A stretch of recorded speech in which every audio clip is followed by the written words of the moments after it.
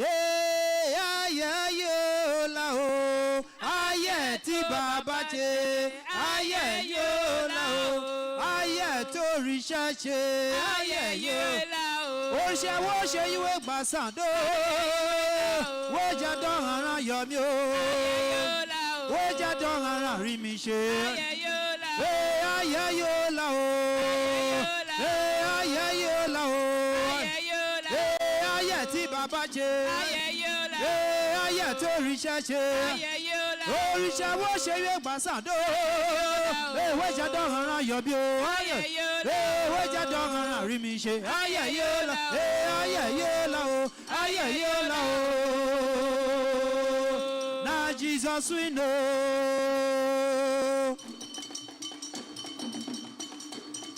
na Jesus we know, I say now who we know. Hey, I say now who we know. Oh, now Jehovah we know. Oh, I say now who we know. Hey, I say now who we know. Hey, now Jehovah we know. Oh, now Jehovah we know. Oh, now Jehovah we know. Oh, yeah, shine your eye. Now Jehovah we know. Hey, oh, some say not lie, but we say not truth. Oh, yeah, shine your eye. Now Jesus we know. Now Jehovah we know. Now Jesus we know. Iwo. Yeah, ori wo mi o pisha o.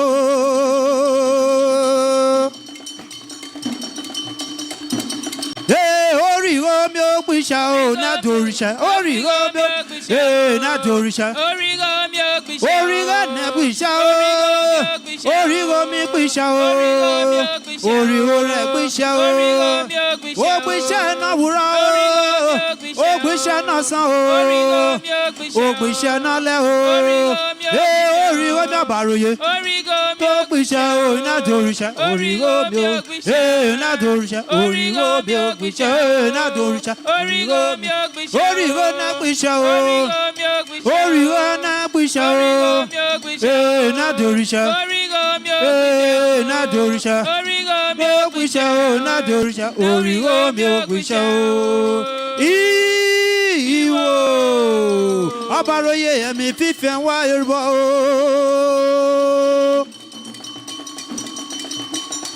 Abaroye emi fífẹ́ gún Yorùbá. Abaroye ilé mi Yorùbá. Abaroye emi fífẹ́ gún Yorùbá.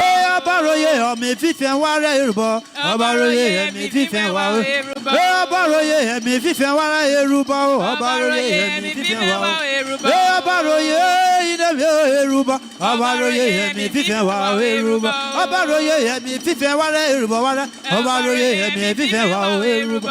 Abaroye ilé mi Yorùbá. Abaroye emi fífẹ́ wá Yorùbá. Abaroye emi fífẹ́ wá Yorùbá. Abaroye emi fífẹ́ wá Yorùbá. Abaroye emi fífẹ́ wá Yorùbá.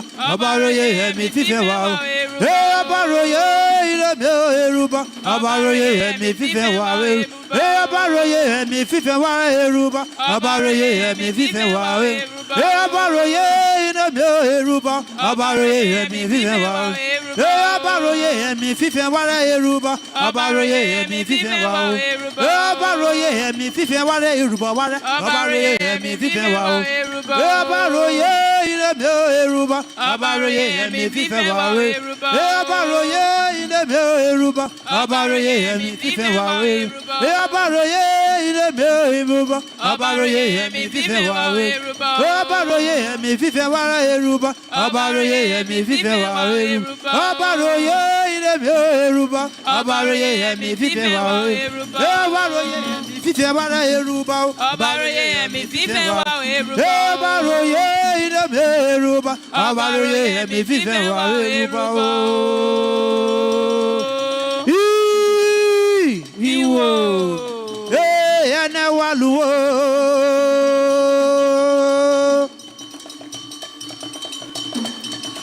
Ene waluwo dese na jata kelelu. Dese na jata kelelu ene waluwo. Ene waluwo. Ene waluwo re.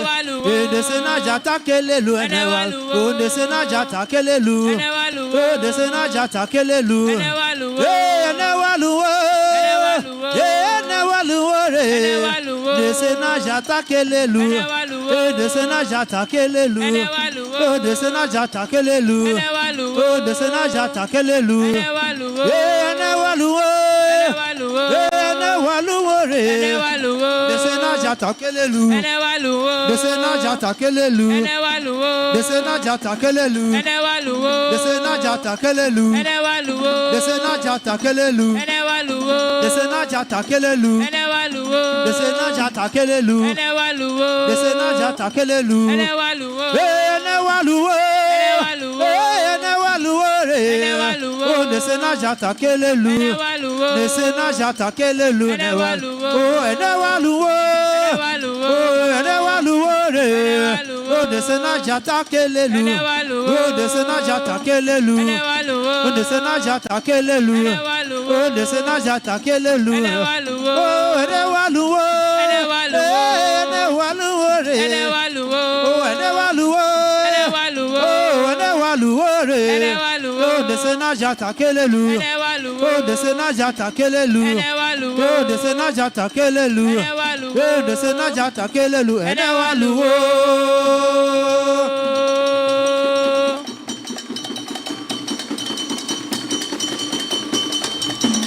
Akawe ne mirio.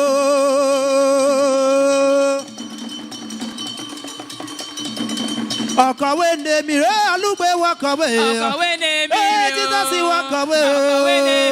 Alugbe wakawe. Ome fife wakawe. Akawe ne mirio. Alugbe wakawe. Akawe ne mirio. Alugbe wakawe. Akawe ne mirio. Jesus wakawe. Akawe ne mirio. Jesus wakawe. Akawe ne mirio. Alugbe wakawe.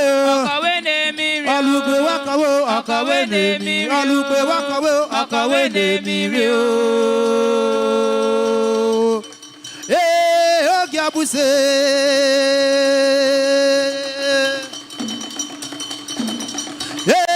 Ogiabuse gabule labu. Ogiabule labure. Ogiabule labu. Obule labu. Ogalule labu. Ogiabuse.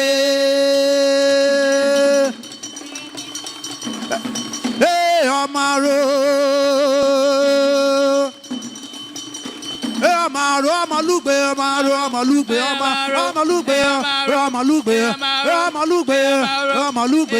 Odare Anedalure, Amalugbe, Odare Odakpere, Amalugbe, Odare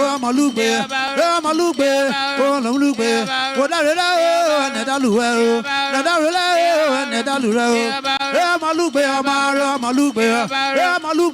Amalugbe,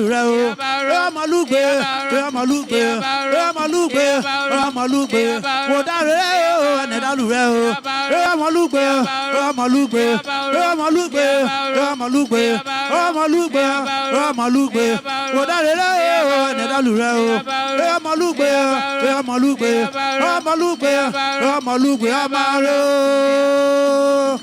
Amogwa kana koda mu efife na koda mo bele na ko. Oya o. Amogwa kana koda mo bele na koda wa buri Jesus. Oya o bele. O goko. O goko. O bele. Oya o. Oya o.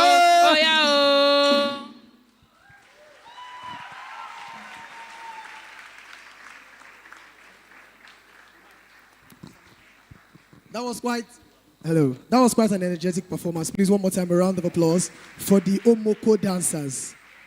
All right. Can I get a bit more volume on the microphone? Thank you, technical crew. Can I get a bit more volume on the microphone? Thank you very, very, very much. All right. Ladies and gentlemen, we want to believe that you've been thrilled so far with performances. Now we want to go into the reason why we are here today. And so if you have your pens, if you have your jotters, if you have your notepads, this is probably the time you are going to bring them out. Ladies and gentlemen, our very first speaker today is an amazing young woman. Yes. She is not just a mother, she's a grandmother. Yes.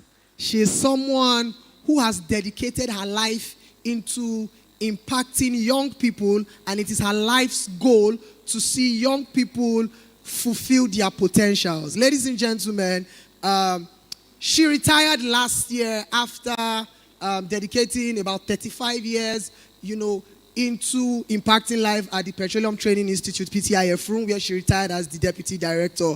Ladies and gentlemen, if your hands are not busy, please welcome to the TEDx Warri stage the senior pastor of Morning Star Covenant International Church, Pastor Vera Orobo.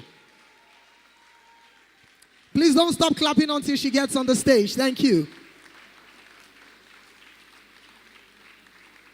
Come on, keep those hands going as our mommy comes up. Thank you very much, ma. Thank you so much, distinguished ladies and gentlemen. Please be seated.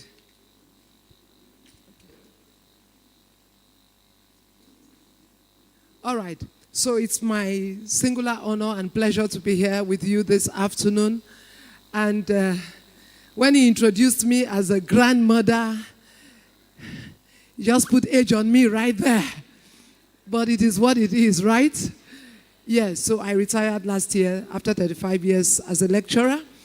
And I'm glad to be here today to talk to you on turning failure into stepping stones. Turning failure into stepping stones. And because I have just 15 minutes to talk, I'm going to recommend a book that I would like you to get if you are serious about just taking it further from today.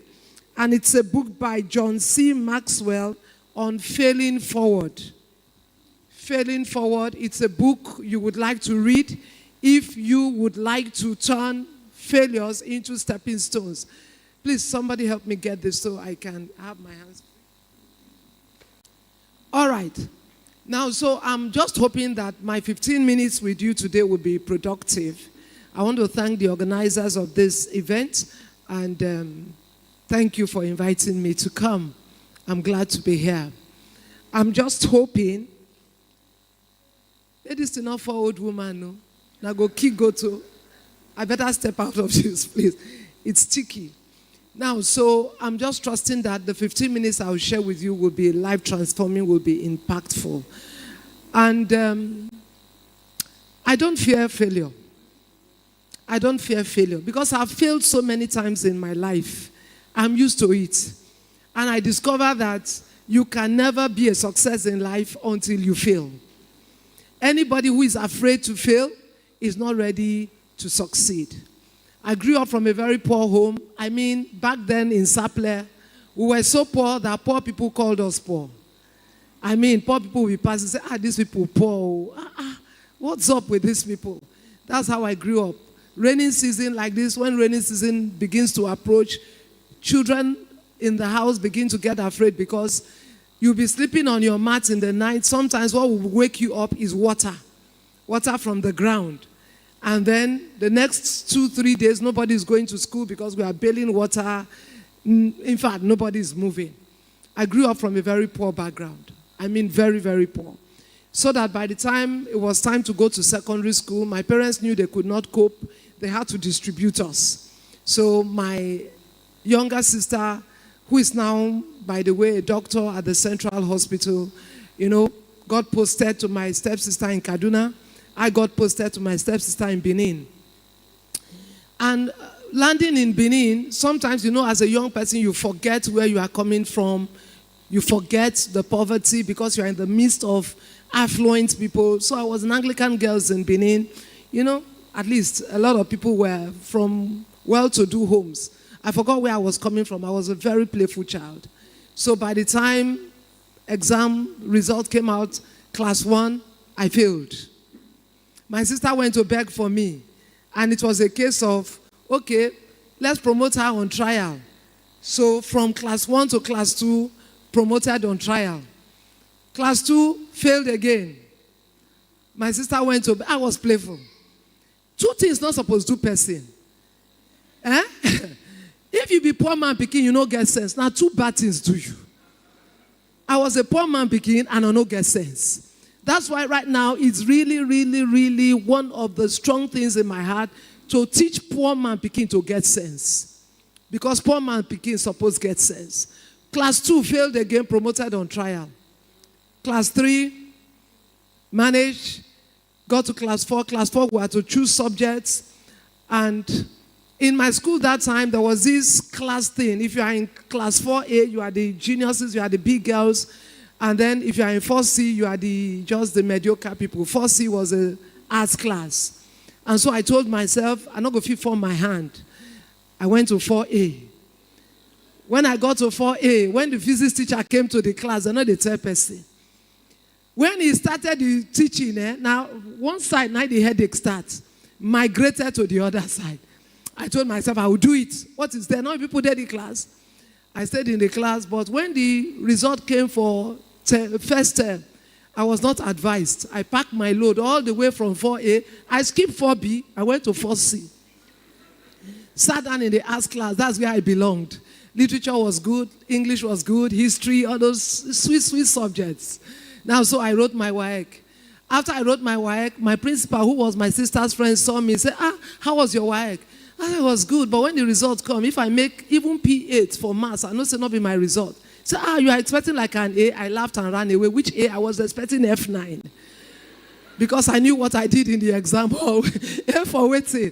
And truly, when my WAEC result came, it was an F9. I knew it was my result. I was not cheated. And thank God, in those days, I didn't need to know maths to go and read English. I got admission in Abraka. And I got to Abraka. When I got to Abraka, something happened in my life that changed the whole narrative and direction of my life. I got to Abraka. I saw people who came to school from affluent homes. I mean, in those days, when somebody is using an Ecolac box, you know that the person has arrived. My classmates came with Ecolac box. I came with Ghana Must Go. They came with fridge. Some people came with an entire fridge. The fridge in our house, long ago, it turned into a cupboard. Oh, you don't know, you Paja, but I don't know when fridge becomes a cupboard. You know, the fridge stopped working since Mongo Park discovered River Niger. So you just arrange your pots and your plates and stuff in it. Some people came to school with blender. In my house, our grinding machine, you know it. And it was not our own. It was for our neighbor. Anytime my mother went to argue or had a quarrel with the neighbor, come and see drama in the compound. My mother would say, I'll go and use knife to cut the tomatoes. As we are using knife, cutting the tomatoes, minding our own business, the neighbor will come strutting like this. Wow. So now tomatoes go be the crayfish for this soup today. Now, wow. We were poor. I mean, we were really, really poor. But then I found out that all the failures I had experienced growing up, failures from my secondary school that had created inferiority complex, were coming from a wrong perception of what failure really meant. We are actually raised to look at failure from a negative perspective. And because of the way we are raised, many times we fear failure. Sometimes we misunderstand failure, and sometimes we are unprepared for failure. So many times, people are trained for success rather than being trained for failure. And so you hear a motivational speaker say something like, what would you do if there was no possibility of failure? That is a dumb question. Because there is no way you are going to eventually succeed if there is no possibility of failure. Every successful people you would ask and discuss will tell you that they have failed at some point in their life. If you see any successful person in any field of human endeavor who says they never failed before, the person is a bald-faced liar. Everybody has failed. And that's why I say I don't fear failure. All right. Now, so I want you to have a new definition of failure. Michael Jordan said something. He said, I don't mind failing. After all, everybody fails at something. But what I cannot accept is not trying. I don't mind failing. Everybody fails at something. But what I cannot accept is not trying. Because fear of failure is what makes people not to even attempt in the first place. Because they are too scared to fail. They are too scared. What about if it doesn't work? What if? And I ask myself, what if it works? And so a lot of people are where they are in life because they have a wrong definition of failure. Failure is not an event. Failure is a process. If you failed in an exam, it's not an event that you failed in. It was a process that failed. So a wrong definition of failure is for you to think of failure as an event. So if something fails, it gives me an opportunity to go back and check, where did I get it wrong? What did I miss in the process? So I stopped viewing failure as an event, but as a process. Secondly, wrong conception of failure is to think that failure is avoidable. Failure is unavoidable. We must all fail. We must all fail at some point or the other. We will fail in one area or the other. You will fail. Please help me tell the person next to you, say you will fail. Not be swear. Now just as it be.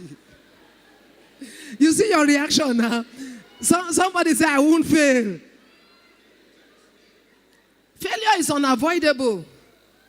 Failure is unavoidable. I was just telling them where I just finished speaking. When we had our first camp meeting, we did billboards, not billboard, banner stuff and this. And we killed an entire cow.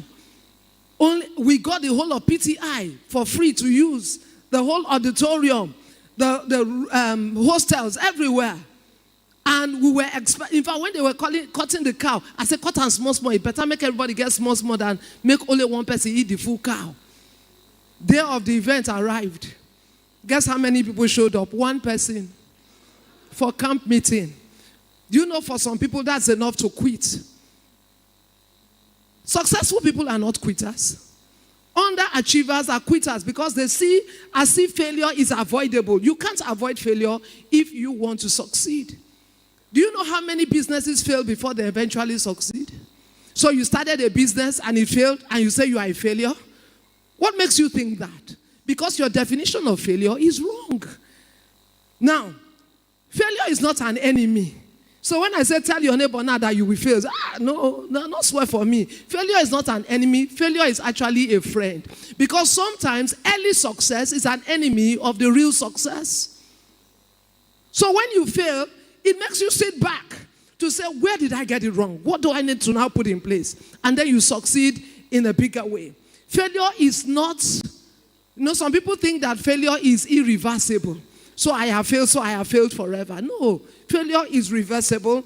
And some people think that failure is a stigma. So I'll be stigmatized if I fail. No, let me tell you something. You have a choice. And I keep saying this. I'll soon be 60 years, so I can say my mind and say it bluntly. Let me tell you something. You will have to choose because you have only one life to live. You will have to choose whether you want to live that life listening to the opinions of others, or you want to live that life to do something incredible with your life. There are two incredible dates in the life of every man. The day the man was born, and the day the man discovers why he was born. The day you were born is here, and the day you die is here. In between these 2 days, the day you were born and the day you die, you have an incredible opportunity to live your life incredibly. The choice is yours. Anybody who is afraid to fail, you are going to live a mediocre life at best.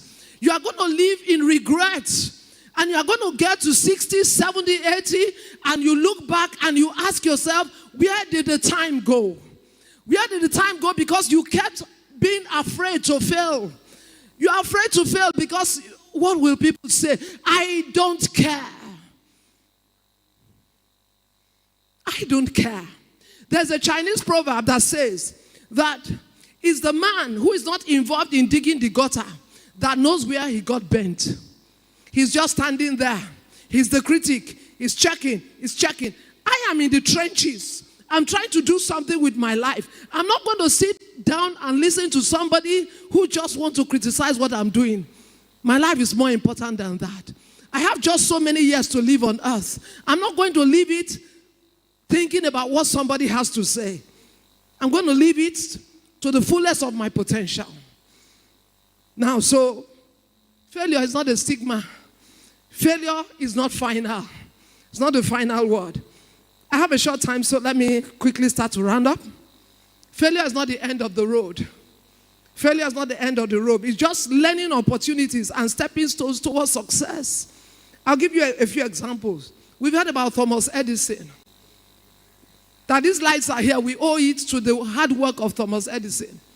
He had an assistant. We're working on this project. How do we turn this to have these incandescent lights so that everywhere will be lit up with electricity? They did that experiment, I understand, almost 10,000 times. They failed. Then one day, his assistant called him and said, "Sir, we've tried this thing almost 10,000 times. We have failed. Let's leave it alone." Thomas Edison looked at him and smiled. He said, "We have not yet failed. We've only discovered about 10,000 ways by which it will not work." Failure only shows you ways by which it will not work. It means that there is a way that it can work. That an idea came to your mind at all. It means that there is a possibility for the actualization of that idea. For example, we've heard about the Wright brothers. The Wright brothers were Wilbur and Orville Wright. They were the two sons of a pastor. They were bicycle mechanics. What were they? Please walk with me. What were they? Bicycle mechanics. So I tell you, it doesn't matter on what side of the trench you came. When I see people trying to make excuses, you know who I am? I'm from a very poor home. I said, that is a lame excuse. These brothers were bicycle mechanics. They got up one day, they had a vision. We want to be able to create a craft that can fly through the air, carrying people and cargo across nations and continents. When they began to tell people their vision, people laughed at them. It's not possible. They tried and tried and tried. Even their father said it was not possible. Human beings can't fly. We are not birds now. How can we fly? Think of something else. Well, they got to working. And then their experiment went on. The first day that they were to launch their aircraft, that thing did only 2 seconds in the air. 2 seconds in the air and landed. And the people erupted in laughter. We've said it now. This is all foolishness. This is all rubbish. And when I read the story up to that point, I applauded them because you know what? You that is laughing at my 2 seconds of success, show me your half a second of success. If you can show me your half a second of success, then you have a right to laugh. I don't suffer fools gladly. A foolish man is a man who sees a man with an idea and begins to laugh because the fact that the man has that idea is going to come to pass one day if the man doesn't give up. So eventually you know the story. The next time you enter a plane, please quietly thank the Wright brothers. Because before the Wright brothers, there was a doctor, a professor, Langley, who had been experimenting with the issue of the aircraft. He did his best. The first launch, he failed. The second launch, he failed. And the man gave up. Do you know that you are not yet a failure until you accept failure as a reality? One of the scriptures that will help you is where the Bible says the righteous man will fall 7 times. But guess what? He's getting up again. I tried that business, I failed. I'm not yet a failure. I try again. I went into this area, I failed. Yes, I'm not the first to fail. I try again. But unfortunately, Langley was not that kind of person. After 2 launches and he failed, he gave up, had a stroke, and died. How many of you have heard about Mary Kay? Mary Kay, the makeup girl. Yeah. Mary Kay had a vision. She was working somewhere. In that organization, they were mainly, the majority of the workers were women, actually adding value to that organization. But one of the things she noticed that as she got to the top, it was mainly male-dominated. And when she wanted to make a contribution, they'll say, oh, Mary, you are now talking like a woman again. Say, for what? So my ideas are not needed here. She resigned. She had 5,000 naira in savings. She called the accountant, I want to go into a cosmetic business. They laughed. Say, you see, just hold this your savings. Say, no. You see, the future belongs to the risk takers. I said the future belongs to the risk takers. So anyway, she called her husband. The husband got in on it. They started the whole process and the rest. As they were getting ready to launch, right on their kitchen table, the husband had a stroke and died. He had a heart attack and died. That would have sent many people just reeling to say, oh, that's the end. I can't go on and blah, blah, blah. But not Mary Kay. So if today you go anywhere in the world, you see Mary Kay. Not because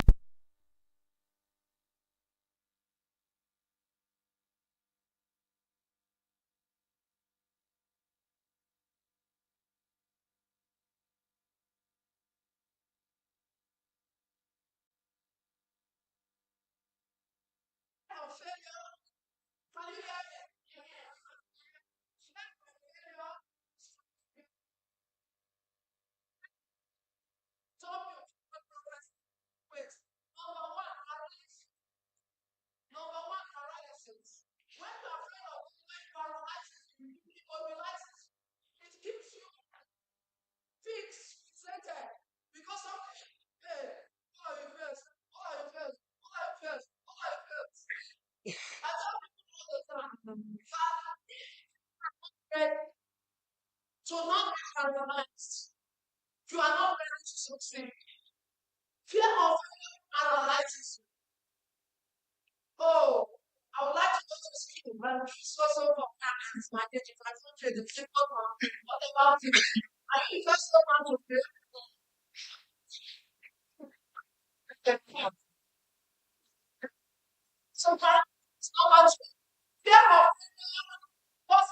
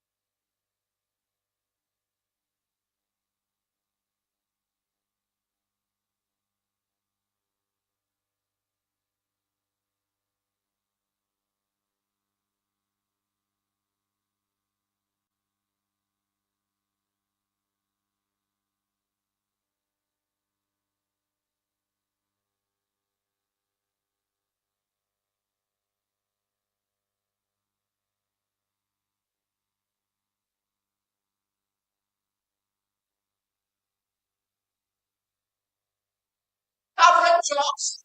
They live they marry average wives or husbands.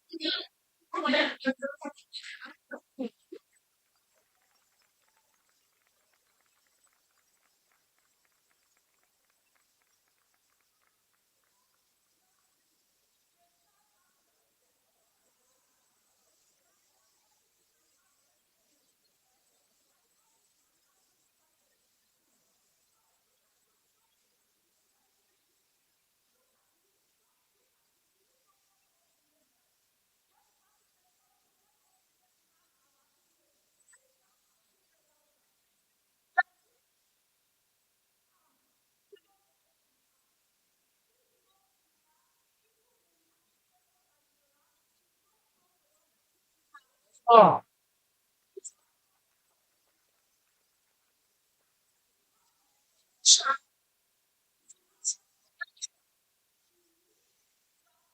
You know, I'm geniuses. Geniuses. What was happening at Edison and because scientific people, they use only between 8 or 10% of their mental ability. 8%. When I heard that, I said to myself, so those of us that are not geniuses, have 100% you are mistaken. So fear it will go it will go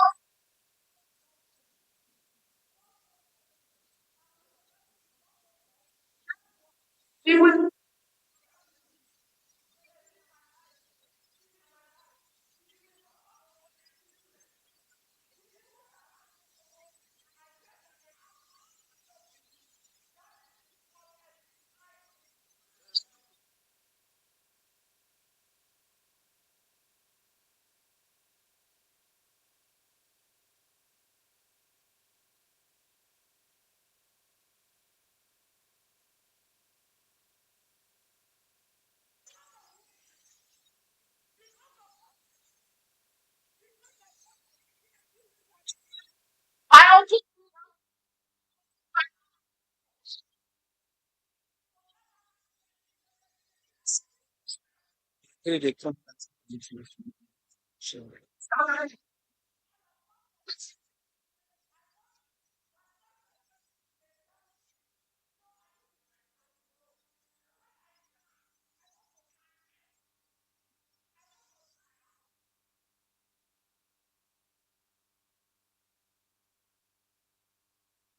down and experience what your life is. And there's misuse energy and purpose. So let me go. I know because you give me one out. Very long. Failure is something that failure is.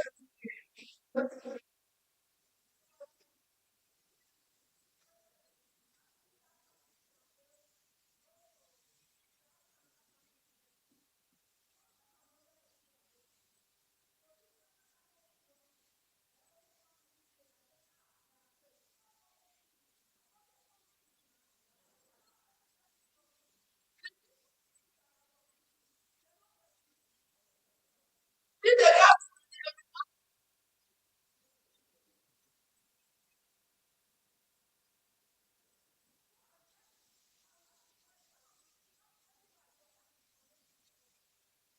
to reach, you need to reach, you need to reach.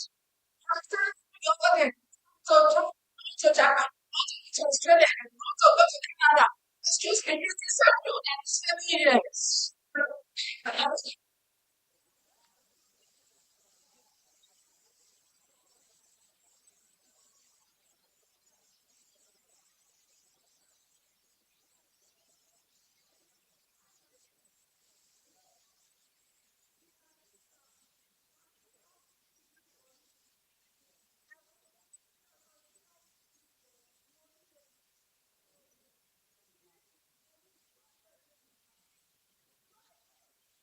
So, yeah,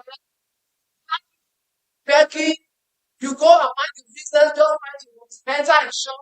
Somebody say, like, I know sorry, I'm a sister from Nigeria, I've been trying to come up from the.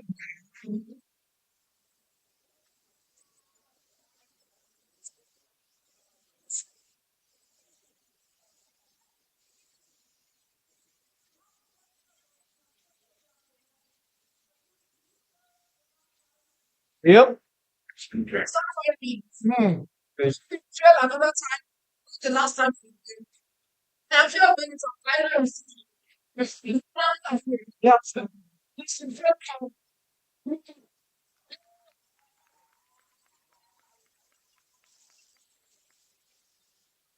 so, what you need to do is to build mentors, make your mistakes, move forward. Make your mistakes. Even in moral failure, maybe in moral failure, when somebody died, kill the guy, married the man, but when it is confronted by no, he's invented. I'm not saying it's a man after me. Yeah. You failure, you feel, oh my God, failure, oh my God.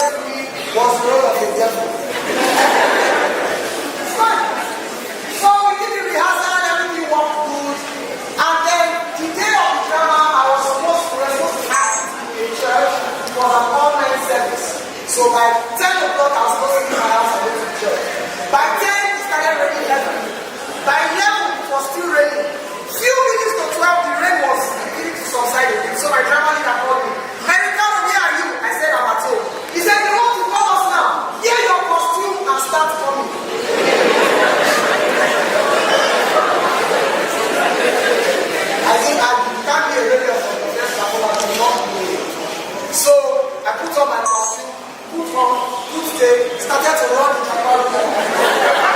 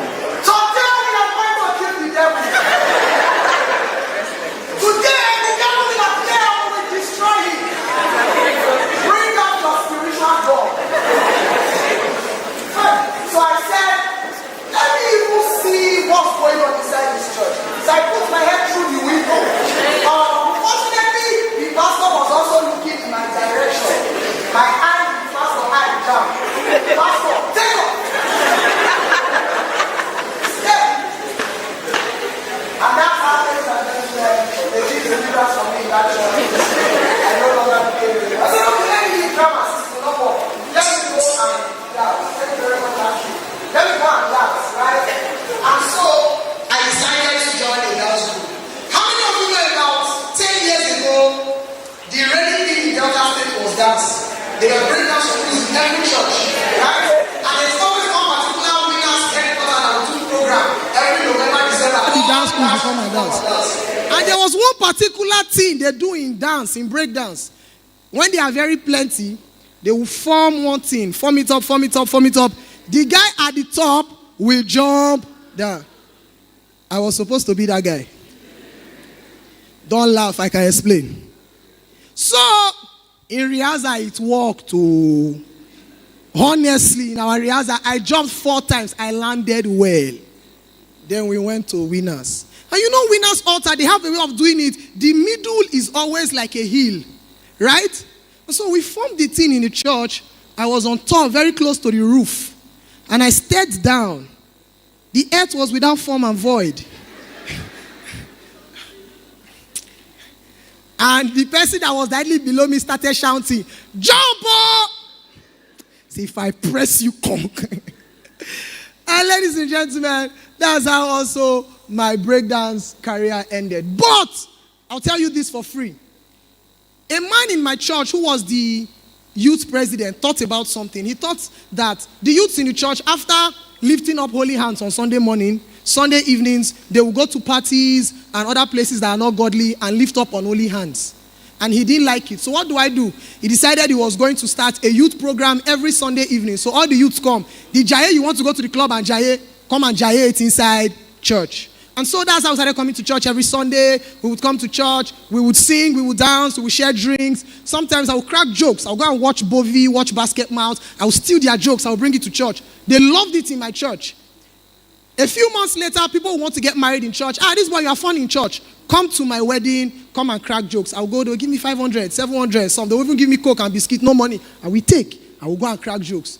And then I got into school, the prestigious Federal University of Petroleum Resources, FUPRI. Beautiful school. I got this off FUPRI. And then little events here and there. And the next thing you know, people started knowing me. Glow decided to do their Glow Mega Laugh tour. And I decided to audition. I was picked. My first performance, I cannot forget. I think it was at opposite PTI Junction, that hotel there. I can't remember the name anymore. They have a very big hall there. We used it, and I performed. And my performance was so good, they decided to take me with them for all the other states they were going to go around. And I joined them. In 2021, I auditioned for the Made in Delta Talent Search organized by the Delta State government, and I was one of the 10 winners who won the sum of 50 million naira, which we shared. And from that, I became this young gentleman on stage hosting TEDx Warri. It started from one man's idea. You can see how, even if your idea does not change the entire world, it can change the world of one person. Imagine if that man didn't do those Sunday evening programs. I probably would have my own keke now, hustling the town. Got or POS. Because POS now, even first class they do POS. Now third class they withdraw. And so, ladies and gentlemen, that is the power of ideas. Thank you. Thank you. Thank you. Thank you. All right, ladies and gentlemen, our next speaker wears many hats. She's a diplomat, she's royalty, she's a humanitarian. Ladies and gentlemen, but at her core, she strongly believes in helping people grow, heal, and thrive. Ladies and gentlemen, she's a member of the extended royal house of the Olu of Warri. She's a honorary convoy, if I get that correctly, or consul rather, and a special envoy to the Kingdom of Hawaii. And she also triples as a special assistant to the governor of Delta State on SDGs. Ladies and gentlemen, please, if your hands are not busy yet, please welcome our very own Lady Diana Ereitomi Eyo Enote to the microphone. Thank you. Okay, thank you. Hi, everyone. Thank you. J.D. Rockefeller said in his 38 letters to his son, "Nothing in the world is worth thinking if as people we will not take actions." My name is Diana. but the MC have said, I have to tell you my real name. Abi? My name is Ireyitomi Eyo Enoite Diana, of course. I am here to share an idea of what collective action can do in terms of how we fail and succeed together. When I was thinking about how to share this idea with you, I really struggled with the name. I wanted to call it a sip in the cup of development. But more and more, and this came to me at about 2 a.m. in the night. I decided to call it Aquinoshoka. Can somebody say that? No, it's okay. I decided to call it Aquinoshoka. Aquinoshoka is an Ishekiri word. And it means let us reason together. Or let us think together as one. So I need everybody here reasoning with me on this matter. Aquinoshoka, you can simply say, is a call to the act of togetherness. Why should we fail? Why should we succeed? Or how should we succeed if we don't come together as one to reason about success? Isn't it? Now, when you think about the Sustainable Development Goals, you have to think about it not as just rhetorics or just words that are said to make you feel technically sound. You have to think about it as your action, my action, what we all do in this room to attain development. As a humanitarian, my team and I have done the craziest things and the funniest things. In the most unsafe way, we've gone to hard-to-reach areas and we've gone to fun areas. But most importantly, we've done this with one goal, to educate people, because education is truly the way we can elevate any group of persons.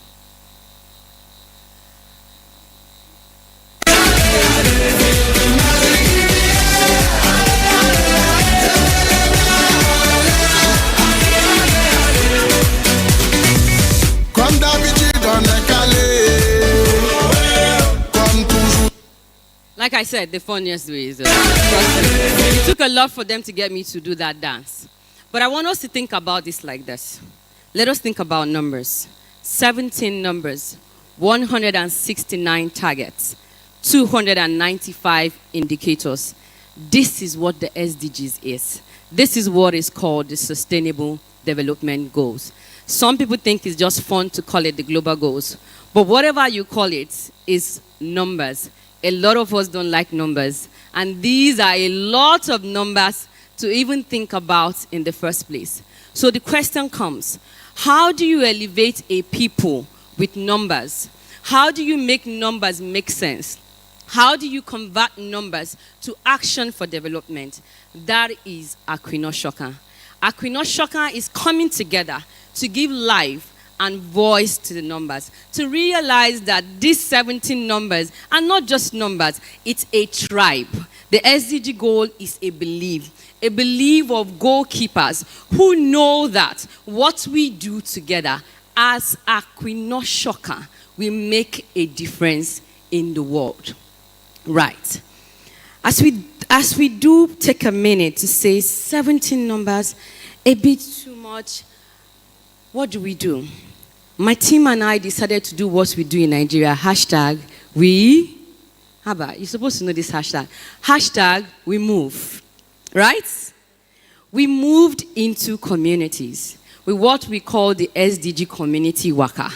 And it's literally what it is. Shekiri, Warri, Urobo, Ijo. We waka enter in our community. We came to you because we know that if these numbers continue to be mentioned in high-level meetings, it will not make a collective difference. If you do not understand the numbers, we can never get to the point of Aquinoshoka. So we brought the numbers to you. Now, we're not just a people of numbers, but we're a people of actions. So, Warri, I want to tell you a story. Warri, story. Warri, story. As we walked into this community, what we saw and heard, holding the blueprint of SDGs, are a people who have a dream. Are fishermen who dream of waters that are not polluted. our mothers who are pregnant and dream of proximity to hospitals so they don't lose their life-giving lives. Our children who dream of education where they can actually sit on a chair without roofs that are leaking. Our youth who sees decent work and an ability to become something as real but not a dream. That is what we saw. Was our heart broken? Indeed it was. But were we motivated by the way people listen to the fact that the 17 goals is one thing? Aquino Shoka. Right. So that is what makes us strong. That is what makes us firm. It was not about the numbers anymore. It was about the people. It was about their desire. It was about what they wanted to become. That was not defined by what the society said, was not defined by, in fact, it was interesting to see that, yes, we call these numbers a certain name and title and indicators and whatever you want to call it, but people were really living the success of what they wanted to be. People knew that it would take a village to create a man. People are quite aware that, you know. So we continued to move. But as we went on in this journey of Aquino Shoka, we discovered that our people are not scared of a dream, but they are scared of the reality in front of them. And more scary is that the reality in front of them has made the dream greater and further than them. The reality in front of them has made the dream impossible. Men cannot longer see the clarity of their dream. But here is what it is. We found in a room a group of people that had hope. The currency in every community, in every village. The currency in this room, because you all had the right not to come here. You probably slept without electricity or woke up wondering how you're going to iron the dress you're bringing here. But the currency in this room today is hope. And in that collective currency is Aquino Shoka. Because if we all bring our hopes together, we will finally make the difference that we want to see in the world.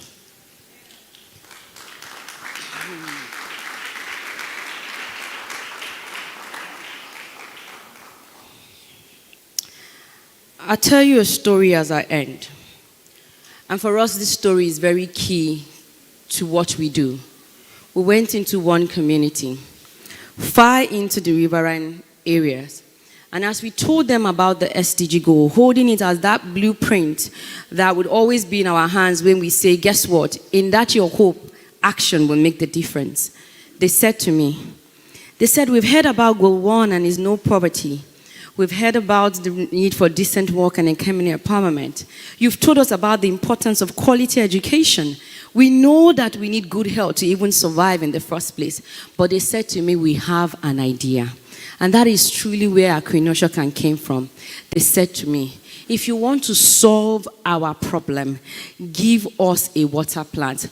Help us set up a pure water company in this community.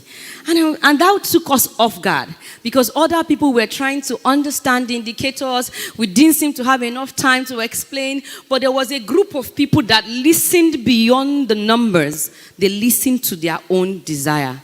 And I said, so what would make a difference if we give you a pure water company? They said the difference would be that we have several communities around us and we all don't have clean drinking water. If you give us a hospital, we will not maintain it because a hospital needs water to run properly. But if you give us a water company, we will set up a business that attends to the rest of the communities around us. And guess what? We will not need the hospital from you, because we will build our hospitals. We will not need you to come and furnish our schools, because we will do it ourselves. And that is a group of people that understand the power of collective action. One of my best quotes in the world, and permit me if I am being, what will you call it, personal. But I love it. I love it. The truth is Ogiame Atuwashe the third, the Olu of Warri, would say that as Warri goes, so goes Africa.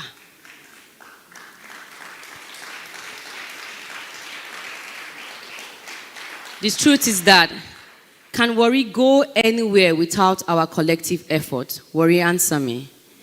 Can Warri move anywhere? This beautiful TEDx program would have not been a success if the speakers even made it and the audience was not here. This room is Aquino Shocker in itself. So for Warri to go forward, forget about all the numbers I've said. They are beautiful. They are beautiful. They are the compass in which we would use behind our head to guide the actions that are already in our hearts. They are not the end to the point. The end to the point is our heart and our desire to hold each other's hands. If I might make bold to say, if you are comfortable, could you please hold the hands of the person next to you?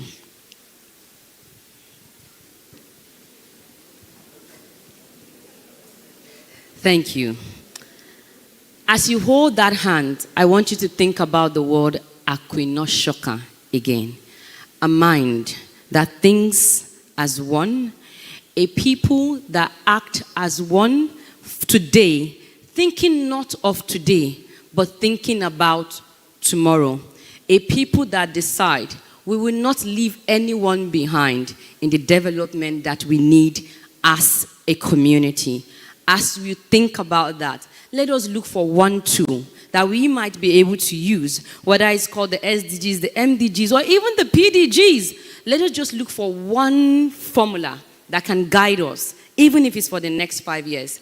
Let us know that together, Aquinoshaka is the true solution we need. But most importantly, my people, we can do more through the SDGs. Thank you very much.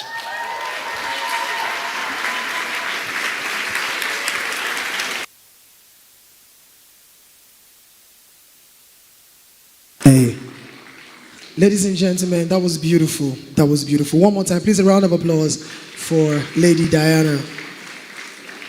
Thank you so much, ma. Thank you so much. Ladies and gentlemen, sit back, relax. I want to believe that we've been enjoying all the talks that have been coming on this TEDx stage. True or false? All right, so far so good. Please, a round of applause for all the speakers that have been on this stage. Thank you very much. All right, so let's do something together really quick. When I say, we do it like call and response. When I say TEDx Warri, you reply me, elevate. Can we do that together? All right, so TEDx Warri. This side, be like say the get level pass this side. Be like say this side, they come. This side, I want to feel your energy, all right? TEDx Warri. Okay, they come up. May not be like competition, more do one by one. So when I come here and I say TEDx Warri, you reply me. When I come here, so let's do it row by row. So we'll start with this row, I'll call them row A. All right, row A, let's go. TEDx Warri. Row B, TEDx Warri. These people, they're loud person now. Okay, row C, TEDx Warri. Even the speaker, I agree with you now. Okay, everybody, let's do it together. TEDx Warri. Beautiful. I want to believe we're all having a wonderful time.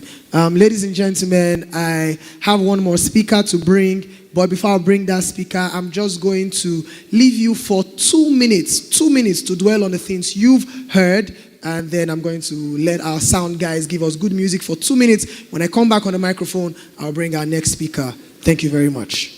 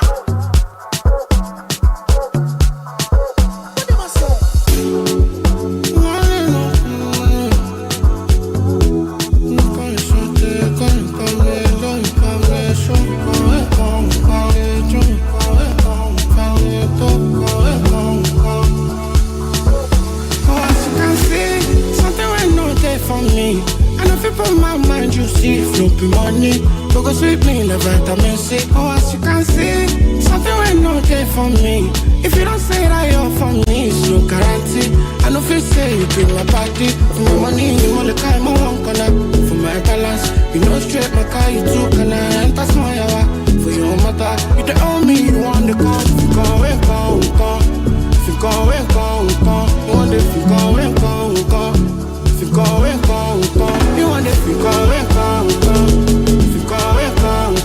want if you come, if you come, you want if you come, if you come, you want if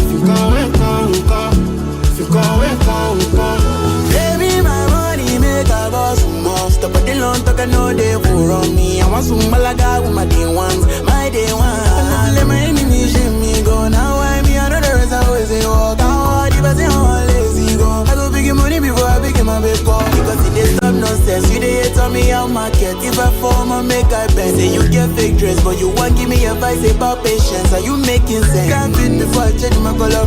I dey talk, shut up. Me baby, where they I know be ball. She be mama ever fed up.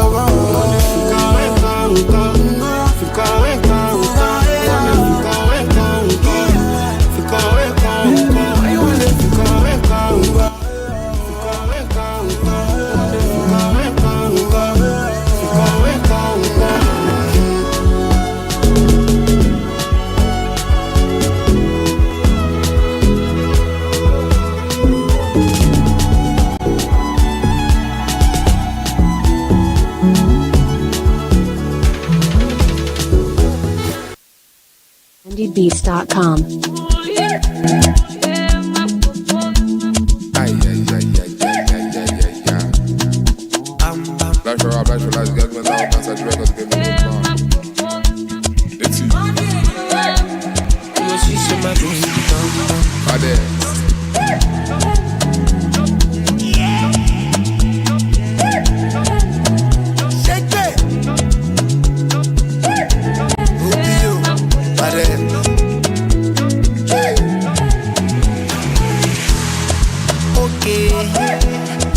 Show you my bank account. Two-Face, I get it plenty to go around. So girl, make you dance when you hear this sound. Now we the puppy all over town. So tell me if you did down, did down. Do you know? Say oh, me take ball like go. Girl I know. Some things that you do not know. Whether na traffic I be go slow. Baby, I promise I go still show. Spending money, Pablo. I suppose she locates, but I go buy Belgium. My money na alele, I apply pressure.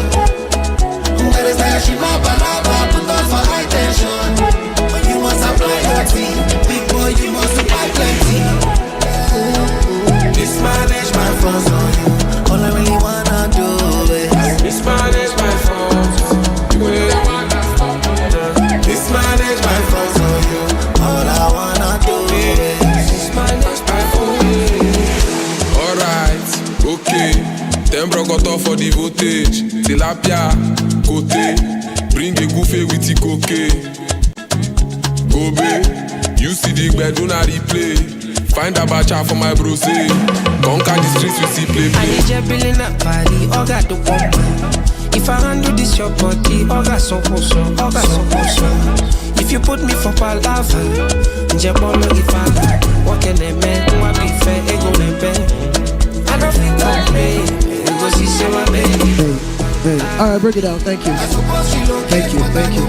All right, ladies and gentlemen, before I continue, I would like to recognize in the building the Special Assistant to the Executive Governor of Delta State on Student Affairs. He's here present. Please, a round of applause for Honorable Obaro Igagifo. Please, a round of applause for him.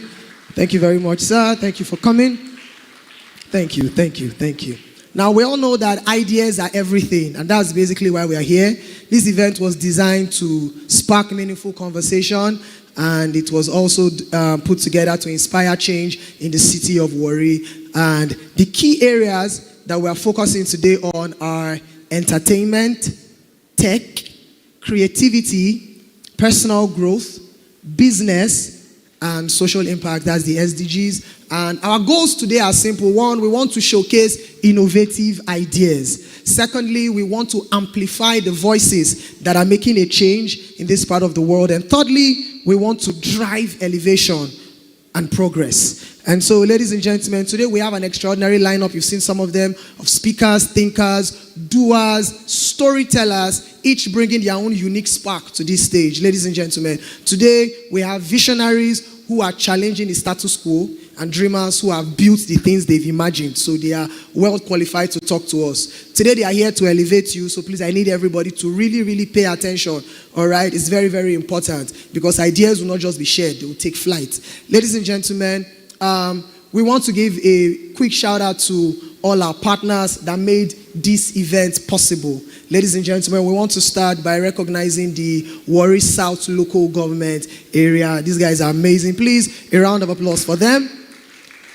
We also want to recognize the presence of the OML 26 asset management team of the NNPC Exploration and Production Limited and First Hydrocarbon Nigeria joint venture. Please, a round of applause for them. We also want to recognize and duly honor the third partner we have here with us. That's the Rolly Mabo Foundation. Please, a round of applause for them. We also want to recognize the Atlantic Media and TV Group. Please, a round of applause for them. We also want to recognize Delta Event TV. This guy is part of our media sponsors, and they are here. We also want to recognize and duly honor the presence of Warri Sentinel. They made it wonderful. Also, the Power of Her. And lastly, Flawless Skin and Spa by Rukeme. Thank you all so much. Please, a round of applause for them again. Thank you guys so much. Thank you guys so much. We really, really, really, really, really appreciate. And now, ladies and gentlemen, we want to bring up on this stage our next speaker. Ladies and gentlemen, this man is someone who is committed to learning. He is someone who has designed learning programs and learning platforms for over 15,000 youths across Africa. Ladies and gentlemen, this man, yes, he's someone who designs programs at world merit. And he's not just one who designs programs, he's also a founder, and should I dare say, a group MD. Please welcome the founder of Go A Bit Further Africa. Ladies and gentlemen, the exceptional visionary, Andrew Bineweka. Please keep clapping until he gets on the stage. Thank you very much. Thank you very much. I want to appreciate the organizers of this event. Thank you very much for this opportunity. I see some really amazing people. Thank you very much for having me. So today I want to talk to you about something very interesting, something we are not quite familiar with, especially in this part of the world. What if I told you that at some point in my life, I could not stand in front of people to speak? Rather, I was very timid and shy. What if I told you that I've not only designed my learning experience to a point where I can now stand in front of you to speak or do all of these amazing things they've spoken about, but I've also inspired thousands of people to do the same for themselves? What if I told you that you would leave this event today with the tools that you need, not just to do it for yourself also, but to do it for others? I hope it will be worth your time. Back then in secondary school, I used to be very timid and ridiculously shy, to the point where I could not hold conversations with my fellow male friends. Now, there's the shyness which we are all conversant with, especially if you're a young boy in secondary school. You cannot basically speak to the girls, right? That is quite conversant with a lot of us. But there's this other one where you cannot have conversations with your male friends. So when they are having intellectual conversations, you're just sitting there moping. Now that was me. Now, a friend of mine came to me and said, I'm a very creative person, a very talented person. So I used to sing, dance, play football. I played football professionally at some point in my life. And then he came to me and said, let's form a dance group. So I agreed. After resisting for quite some time, I agreed and then went on to stand in front of my fellow schoolmates in an attempt to entertain them. And then guess what happens next? I run off the stage. So that was me. Now, another thing happened down the line in my life was when I joined a music team. So I joined the music team. My mom knows how to sing, so of course I should know how to sing. Joined the music team, learned how to sing. Now, the D-Day came for me to now anchor, or what they say, minister to the audience. And I ended up spending 8 minutes of that presentation turning my back at the audience. That was me. Another experience was joining the media team in my church, in my local place of worship. And the very first day I joined the team, it was as if fate was orchestrating events to point me in the right direction. So I joined the media team, and the first thing the media head says to me is, "Young man, you're the one taking the announcement for tomorrow's service." Scared. You can imagine what my night looked like. So I showed up on Sunday in church, and I was given the mic, given a piece of paper to go read the announcement. And then I was standing in front of over 70 young persons like myself. And I was visibly shaking. And the next thing that happens was the paper I was holding fell off my hand, and then I attempted to make for the door. And my leader said to me, "Go back and finish what you have started." That would go on to be a defining moment that will change my life forever. I often talk about designing your learning experience. And the reason why I talk about that so passionately is because I've seen how it has taken this once timid and shy young man to stand here today talking to you on the prestigious platform of the TEDx Warri.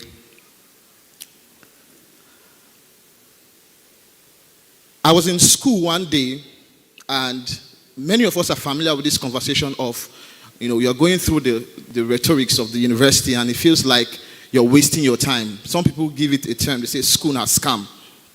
And then just after my ND, I did mass communication. I got an inclination to go do education in the prestigious University of Benin.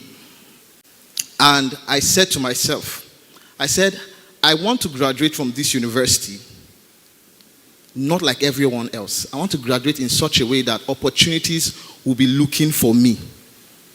So I made that mental note, and I decided on every activity I was going to spend my time on campus. Now, there was a day I was in class, and that class was to last 3 hours. And I was already booked to speak at an event. I stayed in that class for 2 hours, and then I ran off for that event. Today I'm going to talk to you about 2 words, 2 phrases. One, what is known as conscious observation. I heard that phrase the first time I was reading the book by Miss Precious Imuahia Jonu, the pioneer director general of the John Odige Oyegun Public Service Academy in Edo State. She used that phrase to explain how that we often miss the learning experiences in our everyday life. So there are persons here who have experiences worth documenting in a book. But because they are not consciously observing their experiences, they miss out on those experiences. They miss out on the lessons they can draw from those experiences. Our first speaker spoke about your perspective about failure, which is something to really think about. For example, I'd run off the stage for a dance presentation. I had turned my back during a musical presentation, and then I attempted to run off after failing to make the announcement. Now, there are many persons who have had those same experiences and have probably forgotten about those experiences. Now, imagine how much you would be able to draw out of that experience if you made that mental note today that starting today, I'll make meaning of my experiences and I'll draw the lessons out of it. I would go on to start an organization on campus as a 200 level student, train over 7,000 people, and go on to join a multinational organization designing learning experiences for over 100,000 people across 40 countries of the world. That is what can happen for anyone here who decides today to design their learning experience. And I'll take you through the journey of what that looks like. Now, after making that mental note that I was going to graduate from the university with the reality that when I'm leaving this school, opportunities will look for me, I didn't just go and start praying or go and start thinking. I took action. One of the things that happened to me was I would sleep and have dreams where I'm standing in front of people to talk. And you know what that means to someone who's already scared of standing in front of people to talk. So it meant that I had to unlearn or master that fear. And what did I do to master that fear? I started to come in front of my class, even without having anything to say. I'll come in front of my class and attempt to get their attention. And say, I will say something like most of us are familiar, we hit the desk, bang, bang, bang, bang. And everybody turns to look and say, okay. And then I was like, okay, I don't have anything to say.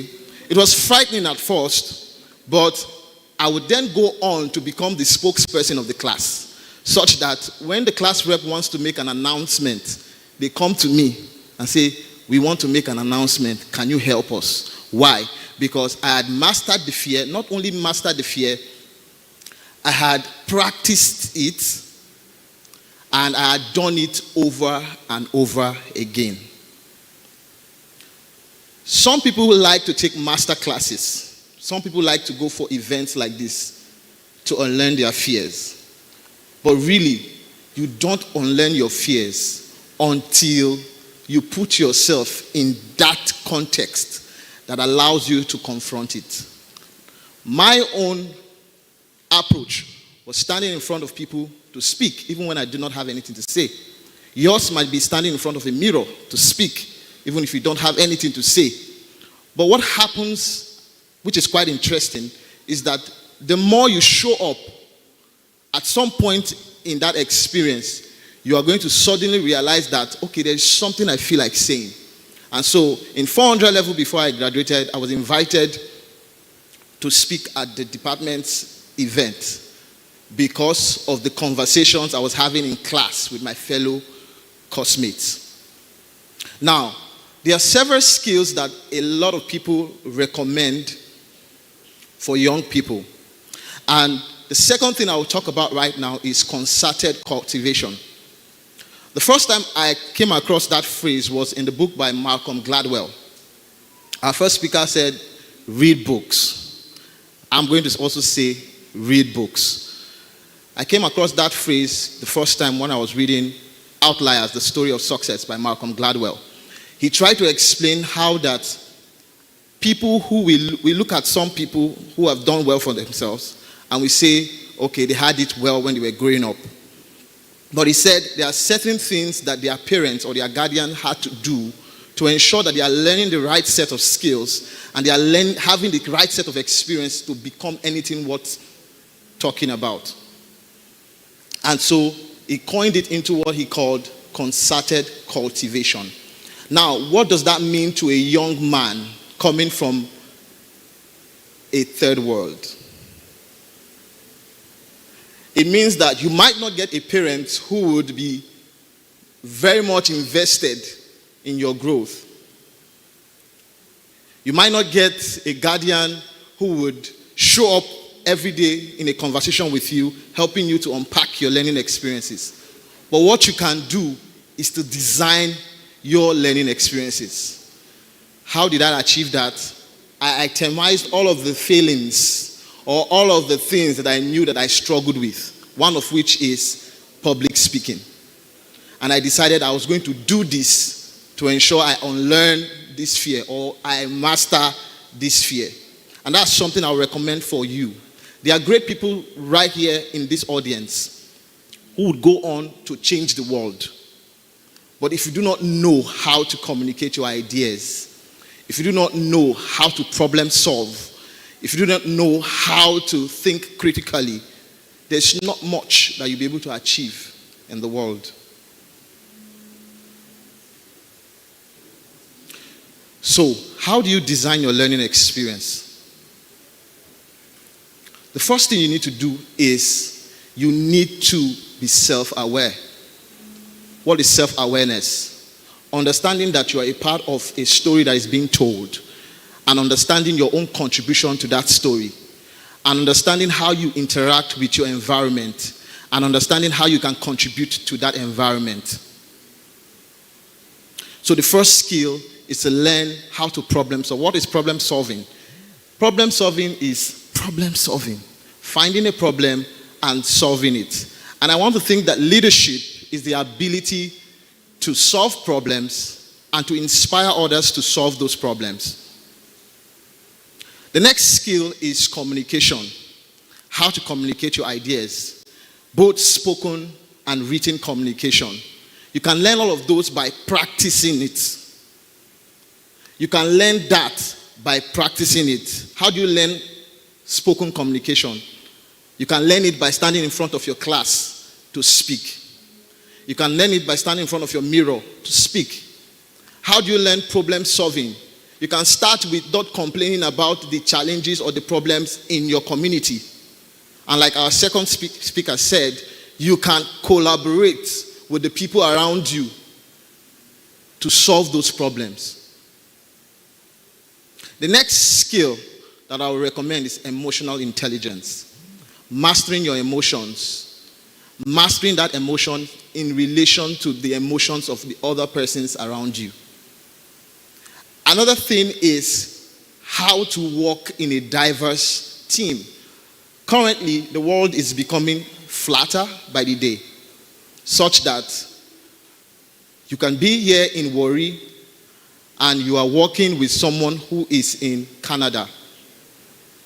So the question is, sometimes someone says something funny and you make a smirk.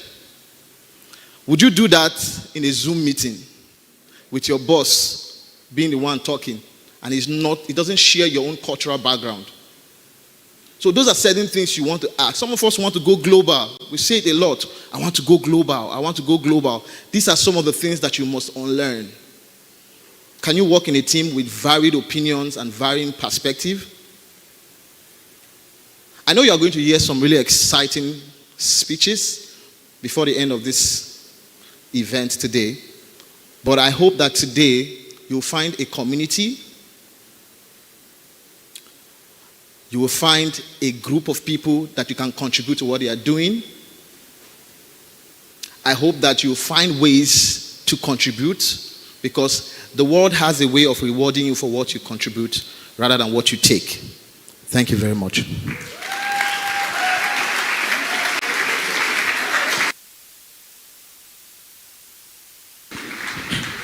All right, ladies and gentlemen, one more time, give it up for Mr. Andrew Igbeneweka. That was moving.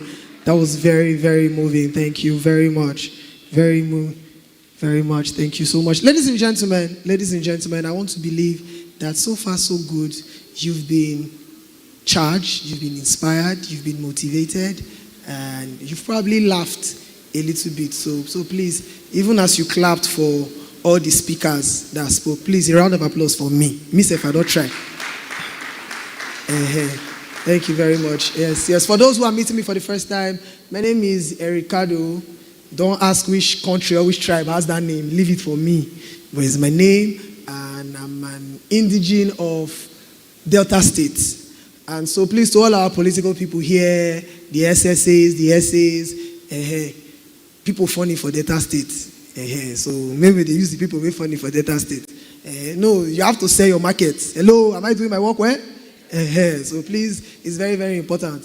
We'll go and spend 5 million naira and fly somebody from Lagos to do what somebody else can do, and you call the person to give the person 100,000, and you tell the person manage, and we not manage, and we shoot somebody one day. All right, well, that's pretty much it. For those that don't know, I'm a graduate of the prestigious Federal University of Petroleum Resources. Please clap for me. Clap for me. Clap for me. Yes. Yes. I'm a graduate of the Department of Environmental Management and Toxicology. Please clap again. I go school. I go school. So not be carry talk. Now, ladies and gentlemen, we have some special packages for you all today. Some very, very special packages for you all today. First off, the first 15 girls or ladies who came to this place, who entered this hall, we have something special for them. Can you please put it up on the screen? Thank you. Yes. So, courtesy the power of her, that's from the Office of the Special Assistant to the Governor of Delta State on Female Youth Development, will be giving free mentorship to the first 15 girls that came into this hall. Yes. Yes. So, I would get the list. We have the list of those 15 girls already. I would call them in due course. Some men are wishing they could change the agenda right now. Yes, every spirit of Bobrisky, Holy Ghost. All right, can we go to the next one?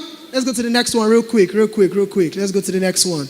Who's on the screen? Please, let's move to the next slide. Thank you. We would also, courtesy the Rolly Mabo Foundation, be giving out 5 million naira skill acquisition scholarship to persons interested in agricultural training, bag and shoe making, fashion design, catering, plumbing, welding, and auto repairs. That's mechanic, like we call it. So please, for those, yes, who are interested, this is what we're going to be doing. Please move to the next slide. Thank you very much. Let's move to the next one. Can we move to the next one real quick? Thank you. Please move to the next. And this one is really, really, really special. For that package, by the way, that 5 million naira, scholarship for, or rather sponsorship for skill acquisition, is also going to come with a 2 square meal, 6 months training, and free accommodation. This one is courtesy the Rolly Mabo Foundation. Yes. They are one of our hefty partners, and we are grateful for this that we are putting together. And so, ladies and gentlemen, knowing fully well that we are going to do this, we also need to have a space where we can incubate the ideas and the gifts in this city to make sure that we not only give them, the resources to excel, but we can also monitor their progress. Because it is one thing to give somebody resources. If you do not monitor their progress, they can easily derail from the goal and even use those resources for something else. All right, so we want to make sure we have a space for that. And so the TEDx Warri team came up with a brilliant idea to establish an innovation hub right here in the city of Warri. Please, a round of applause to that. And so, ladies and gentlemen, we want to go straight right now into celebrating and launching the TEDx Innovation Hub in the city of Warri. Please, I would like to call on the convener, and I'll call him our chief host, Mr. Anslem, to please join me on stage. Mr. Anslem, please, wherever you are, please keep clapping until he gets here. Mr. Anslem, wherever you are, please join me on stage. Thank you. Fine boy, yes. No Snapchat, 0 Instagram post. Fuck up the vibe, my dick. Start falling like London Bridge. I don't care if I saw you in a magazine or if you're on TV. That one don't mean nothing to me. Don't need a shower, oh baby, I need a free. Lick it like ice cream, as if you mean to be disgusting. It's not enough. Chop my banana, one side I laugh and no stop. Please, can I get a second microphone? Thank you. Can I get a second microphone? Don't worry, stay with me. Can I get a second microphone, please? Thank you. Can I get a second microphone? All right.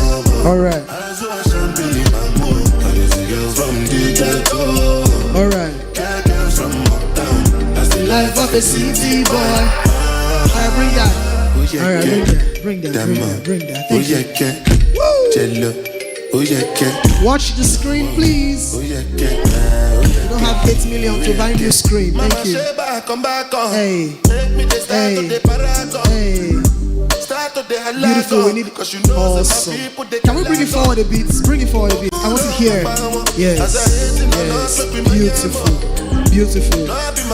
All right. DJ, bring it down. Bring it down. Bring it down. All right. All right. Ladies and gentlemen, so you know how they do it in weddings now when they bring the cake. So this is a 3-step cake. The white signifies purity. You see some flour here. Good. That's the flour God we used to bless. Very nonsense people. That's why I went to go and do a wedding. The woman brought cake that burned, very black cake. She said, you see this cake? This cake is representing sadness. Sadness will never be in the life of the couple. I say, you are mad.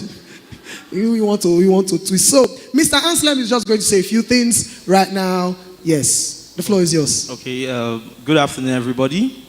My name is Anselm, and I'm part of the organizing team for TEDx Why Warri. you being humble? I'm part of the organizing team. Say who you are. Convene and be proud. I'm a part of the organizing team for TEDx Warri. Okay. And when we got this vision, one thing we swore to ourselves was TEDx Warri should go beyond April 12th.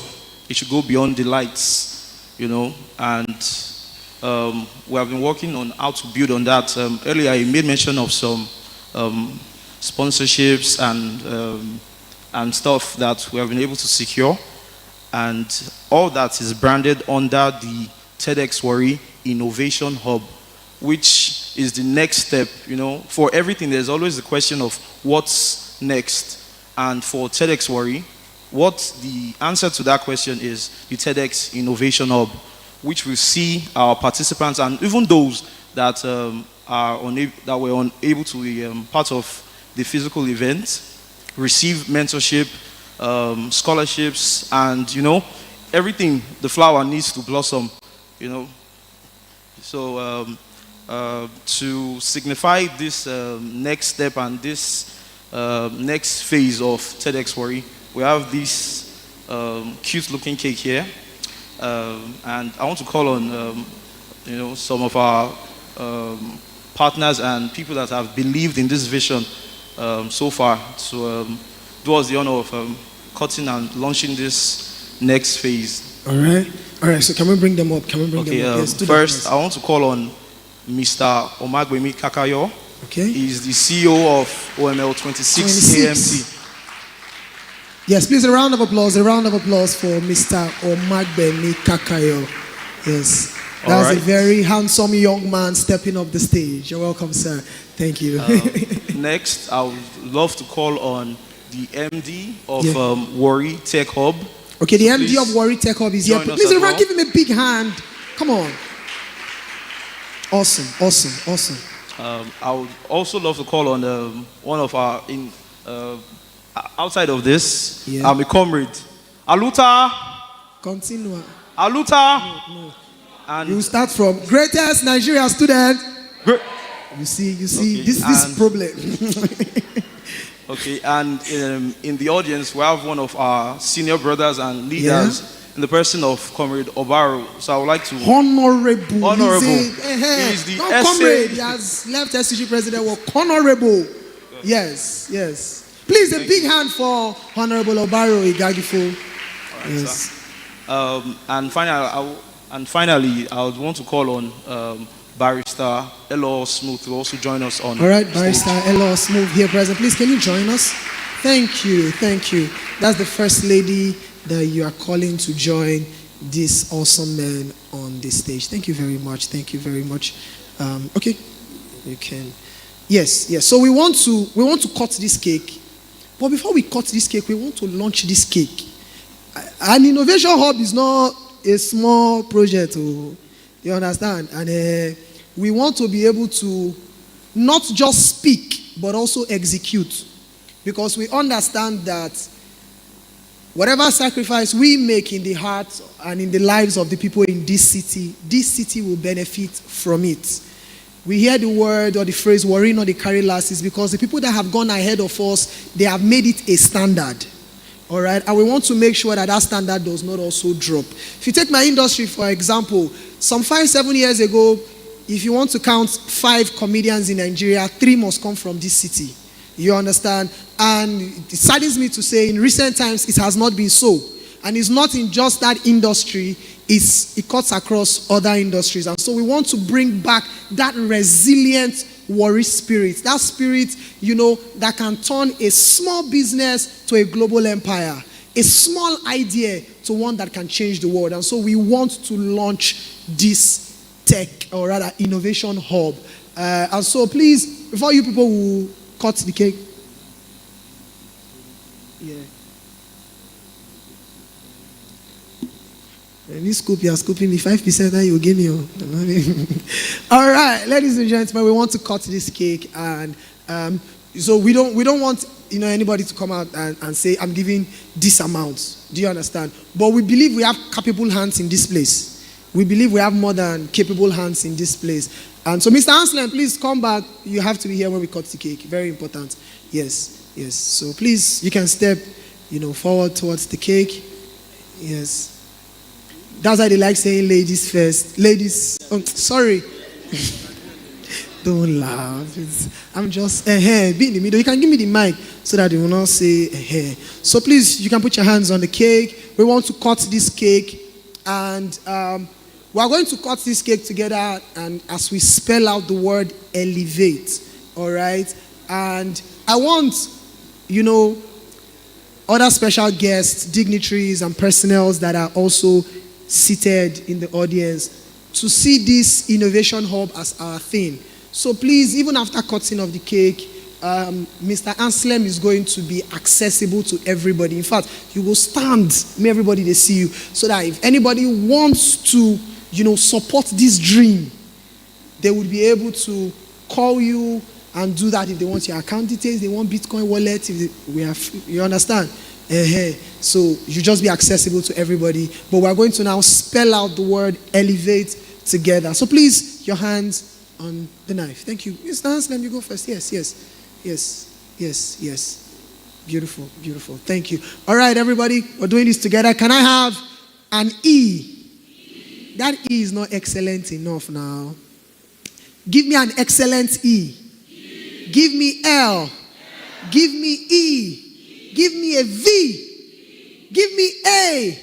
Give me T. Give me another E. And what does that spell out? Awesome. Thank you guys so much. Thank you, sir. Thank you very much, sir. Thank you very much, sir. I will give you my card later, sir. Thank you, sir. Thank you. All right. My honorable. Thank you.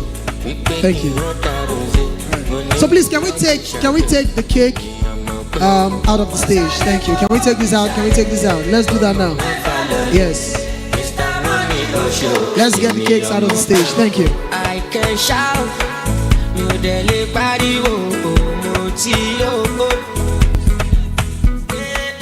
When I show for your party,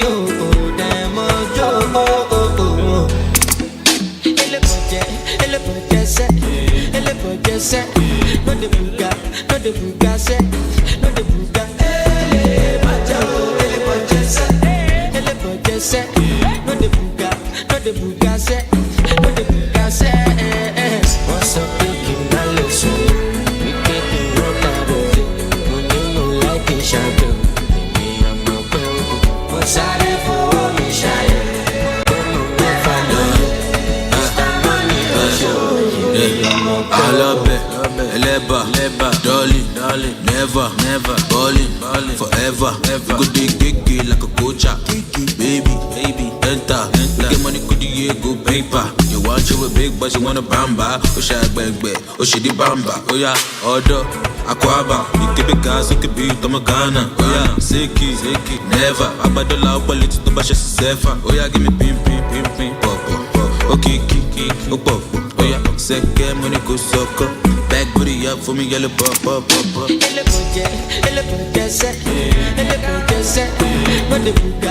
the buga set. No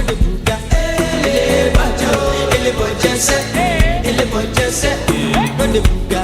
the Bugase, not the Bugase. What's up, picking my lesson?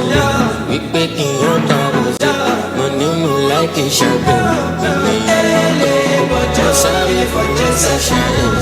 But my man finally, Mr. Money on show. Whoever carry my bag will bring am out. Yeah, bring. Come, bring along the llama. You. My lord, 9 minutes.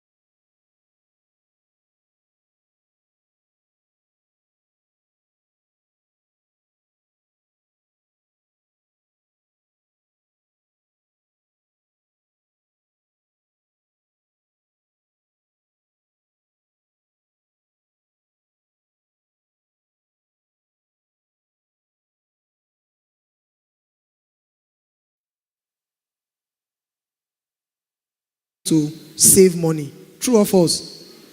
And we are currently living in a time where the cost of living is obviously killing the living. And so it is for times like this that our next speaker was made for us. Ladies and gentlemen, this is an amazing woman who has committed over 3 decades of her time in the banking sector.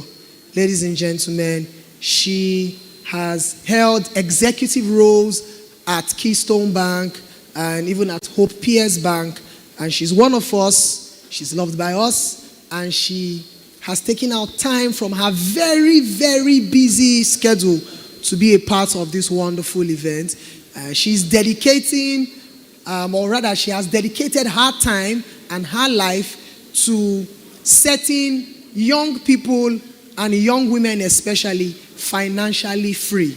She's someone who aims to impact young people with knowledge and wisdom for financial liberty. Ladies and gentlemen, please help me welcome to the TEDx stage the founder of Kudi Mata Nigeria Limited, the beautiful, elegant and exceptional Kathleen Omamode Erino. Please give her a big round of applause as she takes the stage. Thank you very much.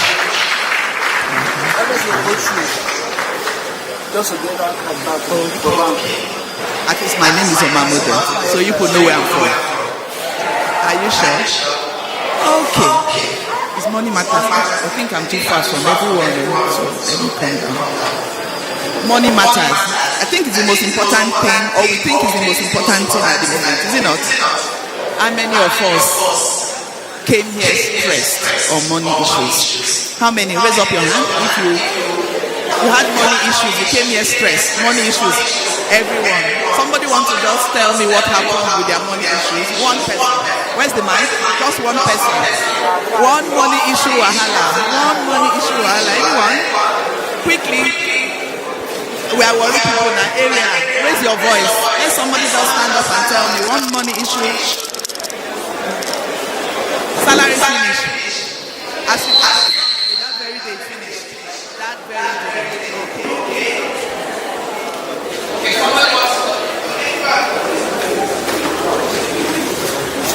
Good afternoon, everybody.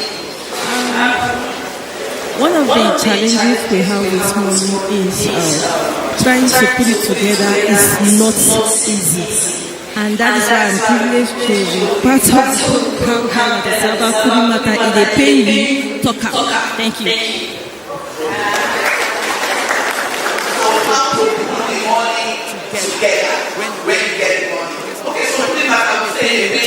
Don't talk. Anyone but anybody else want to talk? Anyone? Go ahead. Donald Trump. What did he do you? This tariff thing that he did. I watched the stock market. I said, let me try for it. I've been doing it for 3 months. Been working. And all of a sudden, I'm seeing Netflix stock crashing. And it's weekend, so I can't even do anything. Just watch it crash. And afterwards, he said, oh, we'll take 3 months. Okay. For what? So you invested short. You see life. Okay, when you were going, you invested short. Okay. You know, my topic today is saving for the future. Saving for the future is hard. Is it hard to save for the future? I say hard now. So it's hard. Saving for the future is hard. But I tell you what. We must all save for. We are planning for our future now. Why are you all here? Is it not to work, to make money? Why are we all here? All the people that have spoken, why are we all here? To elevate. When you are elevating, what are you elevating with? Ideas. And ideas will do what? We bring money. And what would that money do for us? What will the money do for us? Is money the goal? I think that's the question I need answer for. Is money the goal? So I hear yes, I hear no. What is money? Is it the goal? This is is it the ace habit or is money the goal? So let me just make it clear to you. Money is not the goal. Money is what? Money is not the goal. The goal is your freedom, your financial freedom. That's the goal. The goal is your options, that you have the right to choose what you want to do, when you want to do it, and how you want to do it. We're all seated here now to learn that money is not the goal, but we must make money to arrive at what we want to do, how we want to do it, and when we want to do it. Guess what? We are all not the same people. We are all individuals. So no two persons, not even born by the same mother as twins, identical, are the same people. Are they? Are they? They are not the same. Even in the position where they are in the womb, sometimes son will beat one, sometimes it will be another. So no two persons are the same. But the mistakes that we make is that we think we are just like every other person and we want to follow the bandwagon. Sometimes we're all young. I remember how many years ago, long ago, at least I schooled in, just down the road, part of the issues that we had, or part of the issues that we youngsters we have in life, as I've seen, I've trained over 1 million people in the last 2 years on financial literacy, and part of the things I see that people have is that when they were growing up, guess what? All they keep telling us, all they were telling us, don't waste the money. Shebi, don't use it like that. Don't do it like that. We were really never trained to learn how to plan for that tomorrow. My daughter asked me some few days back, Mommy, how did you make your first million? Because it's hard now. I'm putting money together. It's not arriving at 1 million. Who can tell me how we can make our first million? Who can say? Because money is the most... Go ahead. Quickly, because of time.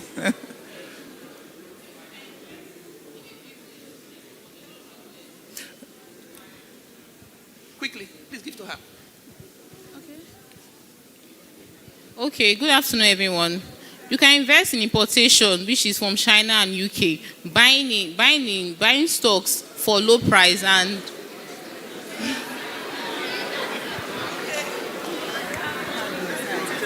Okay, so why are you guys complaining? I just said just now that we are all unique individuals. Isn't that what I said? So she's going to make her first million by importing and selling at a what? Premium. Okay? Isn't that what she has said? And we are all different, so we'll make it differently. So financial literacy is that ability for you to know exactly, to have the skills, the knowledge that you need to ensure that you make your first million, you plan for it, you make your first million, and you start to multiply that million. And guess what?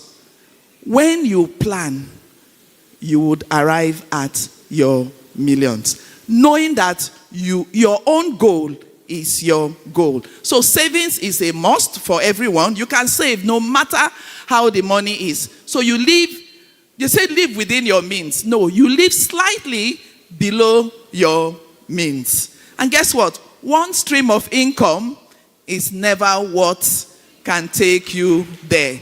So skills, you must learn skills. You are here at this TEDx,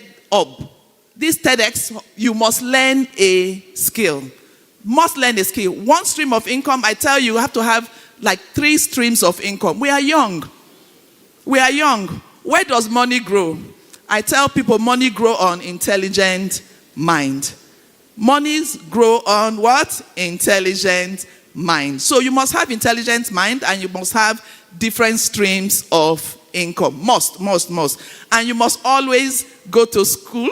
When I say go to school, you must read and you must do professional exams. You must invest in yourself. Investment is not only investing in stock or investing in trade. When you invest in your brain, it's a form of investment. Savings is different. Savings will not scale you. Savings is for you to plan for short term, for the raining day, for emergencies. But for you to make that 1 million, that's your first 1 million, you must invest. And invest in, there are different forms of investment that we must look at, and we must see what best fit us. It's a very short time to talk about financial literacy, money matters.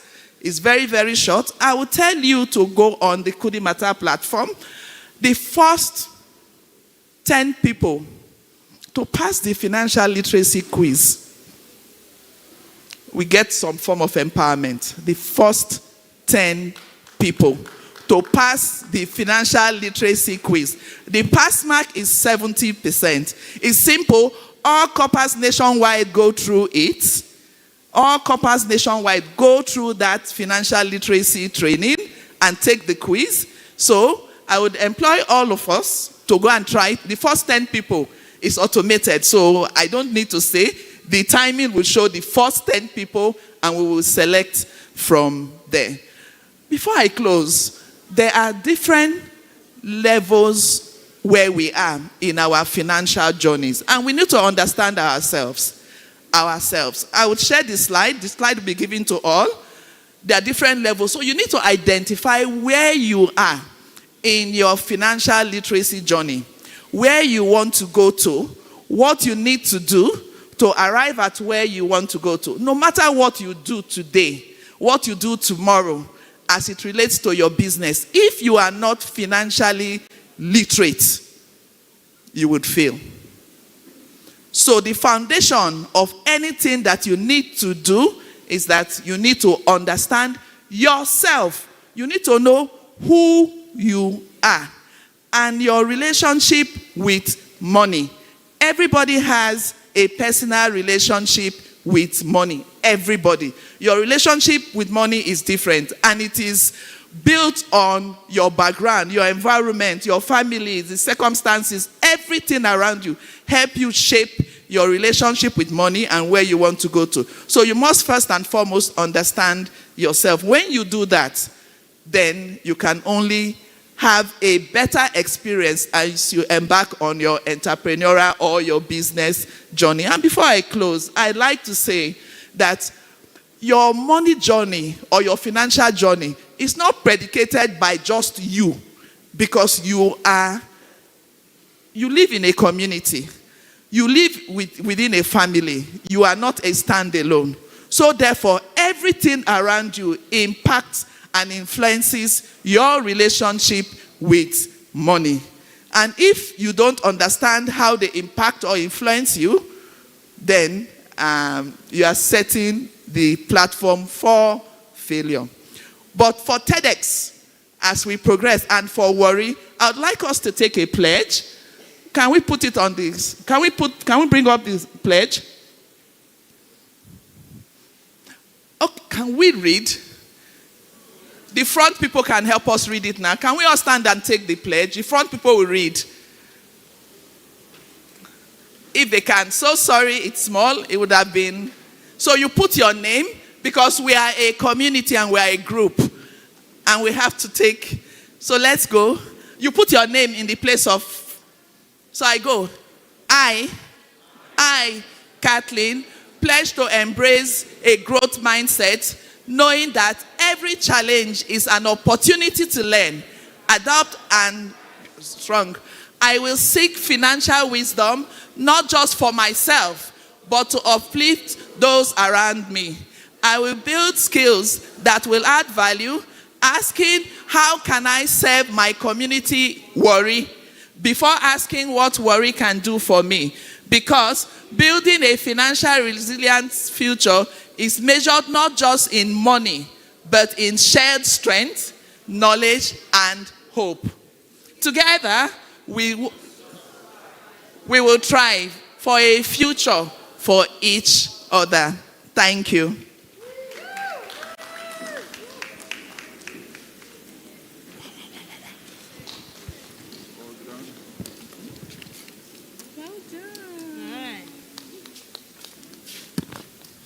Okay.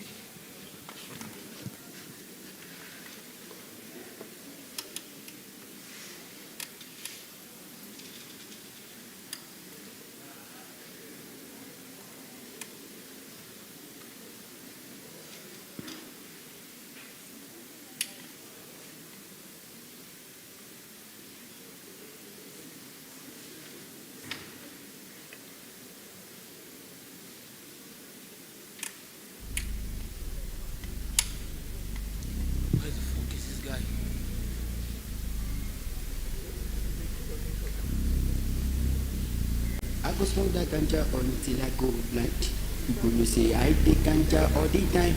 Pass me the ganja, give me brown Rizilla. Hey. All right, distinguished ladies and gentlemen, one more time, please, a round of applause for that beautiful one by Kathleen Erimo. Please, a round of applause for her. Thank you. Thank you. It is one thing indeed to have money. It's something else to be able to make your money work for you. All right, ladies and gentlemen, I want to believe that we've all learned something from that particular talk.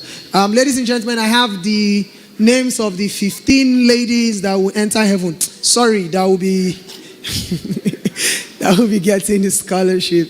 Yes, so please, if you hear your name, I would like to beg you, with anything you serve, because not everybody really serve God. So with anything you serve, please do not leave at the closure of this event. It's very, very important. So please listen. First on my list, I have Kwale Keme, Precious Bobolayefa. A round of applause. The person quick come. I have Onwadi Ifeanyi Daniela. I also have Agombi Divine Okiogene. Number 4 is Eloho Aimaku Aneto. Number 5 is Peter Oluchi Stephanie. Number 6 is Ezewu Rukewe Annabelle.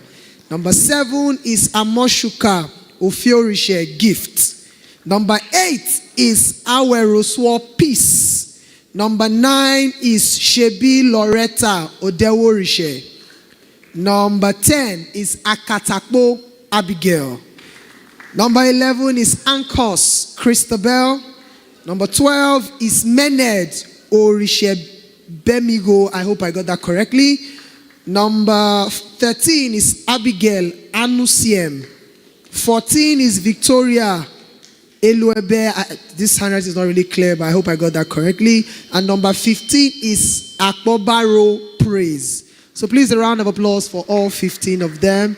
Yes, so please do not leave after the event ends. We want you to partake from the blessing that you are going to receive. Thank you very, very much. Ladies and gentlemen, it is still TEDx Warri, where we have ideas that are worth spreading, we're lifting voices and shaping future. If you've been having an amazing time, please, a round of applause for all our speakers. All right? We are going to take one more speaker, and then we'll probably just break into our panel session. Our panel session is very, very important. I feel it's one of the most important things we're going to do here today. So please, I need everybody to make sure you take something from that panel session. There's so much to learn.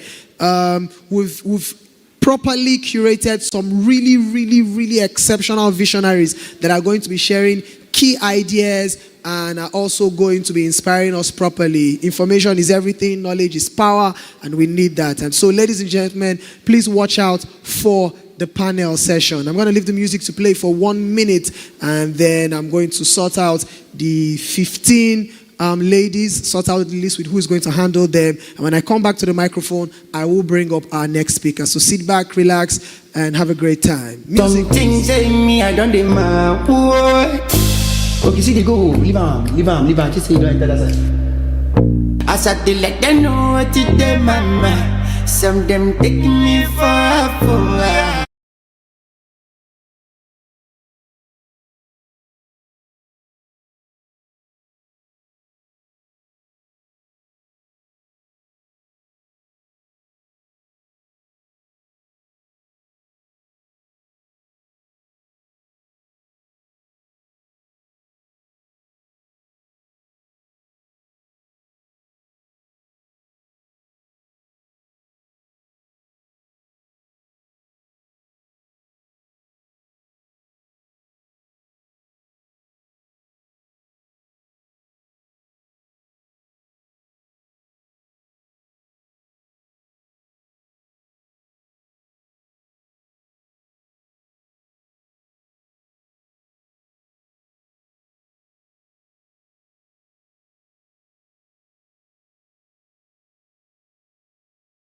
Transformed it from just being an event into a movement.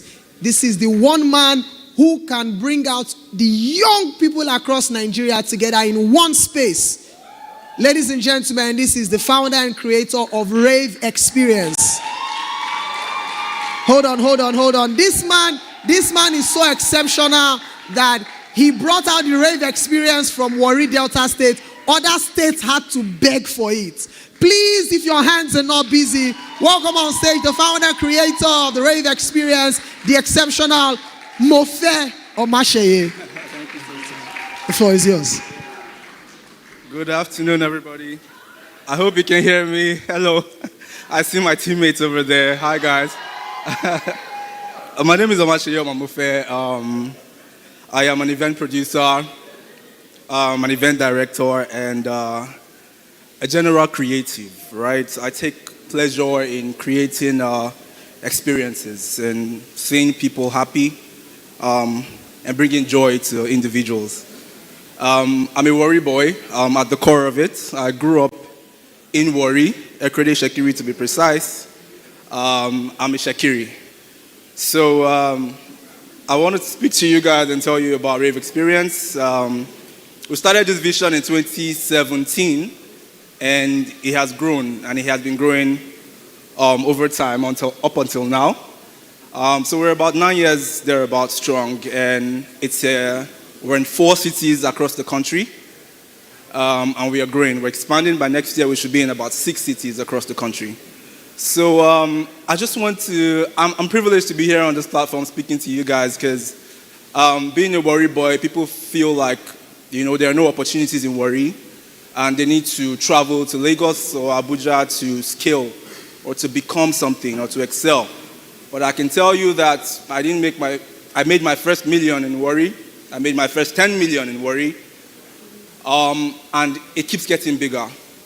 Warri has so much potential. There's so much potential here with the youths and the talent here. Like one of the speakers earlier said, we are very industrious and ambitious people. And I feel the need for us to always tap into that ambition and industriousness within. And it is what I did for myself, and it's what has worked for me, and it's what I believe would also work for you. My topic today is entertainment, what it takes to build a mega brand. So there's no secret to it, what it takes to build a mega brand. It starts with a clear vision, right? Understanding your market, understanding where you are as a business. Why do you want to do it? A lot of us are thinking, passion doesn't count. But I'm going to tell you for a fact that passion does count. Passion counts a lot because sometimes the money will not come. I'm going to tell you a story about my first experience, my first event in 2017. I put in all of my resources. I did crowdfunding. I even had people that sponsored me with as low as 10K, 20K in 2017. It was a big money for me. I remember the flyer back then in 2017. I had about 20 brand logos there. The highest money that I got from any of the brands there was 20,000 naira. After 2017, but there were a lot of brand logos there, But then I did my event, I did crowdfunding, I met my family, I met my friends, and a lot of people supported me, the ones that could supported me, and I took it off from there. My first event was at Delta Careers College on Airport Road in 2017. I don't know if there's anybody here that attended that event, but it was my first ever event. And the biggest fear for us as event producers, especially people like me that do large outdoor events, is rain, weather. We are always very scared of the weather. So weather can fuck us up big time, right? Forgive my language. On that day, July 30th, 2017, I can never forget, it rained heavily, right? It was a heavy downpour. Everybody was running to tents and everything. And at that point, I was meant to be discouraged and say, I was discouraged. In fact, what am I saying? I was meant to be discouraged. I was discouraged and I said, never again am I going to do this event again, God forbid, bad thing. Because I lost money. All the things we bought to sell, we gave them out for free. We're dashing people. People should come and eat, But the people that came there, there were about 150 people that came to that event. Even with the rain, surprisingly to me, they started dancing and playing in the rain. Even me, I joined them. That day I fell on the ground. Poto was all over my shirt. I was a madman, literally, but I was having fun. So when I got home, I told myself that I'm never going to do this event again. But I went on social media. I went on my WhatsApp and I started seeing people post about the event. And they were like, oh my God. So something fun like this can happen in Warri. God, I can't wait for the next one. When is the next one? And then my interest shifted from the profits and the losses that I had made from that event and my passion. I saw that my interest was not the money, but the experience that I had created for them. And I told myself, because of these few people that had fun, that had a good time, today at this event, I'm never going to stop doing it. I'm going to keep creating this as a form of give back to Warri, the city that I'm from, and I'm never going to stop. And from that day, every year, even in COVID-19, COVID-20, that was 2020, every year when people didn't want to do events, I did an event every single year, at least 2 times in a year. So every year, people kept coming and leaving, and when they went home, they would tell their friends, and their friends would tell their friends. And I keep telling people, it's not billboards or banners or all of this publicity that we do that really builds your audience. You know, it's community. The strongest form of publicity for me is word of mouth publicity, when somebody tells another person, a referral, right? And that has always been how we've grown. Somebody will tell one person, I will see 1,000 people at this event.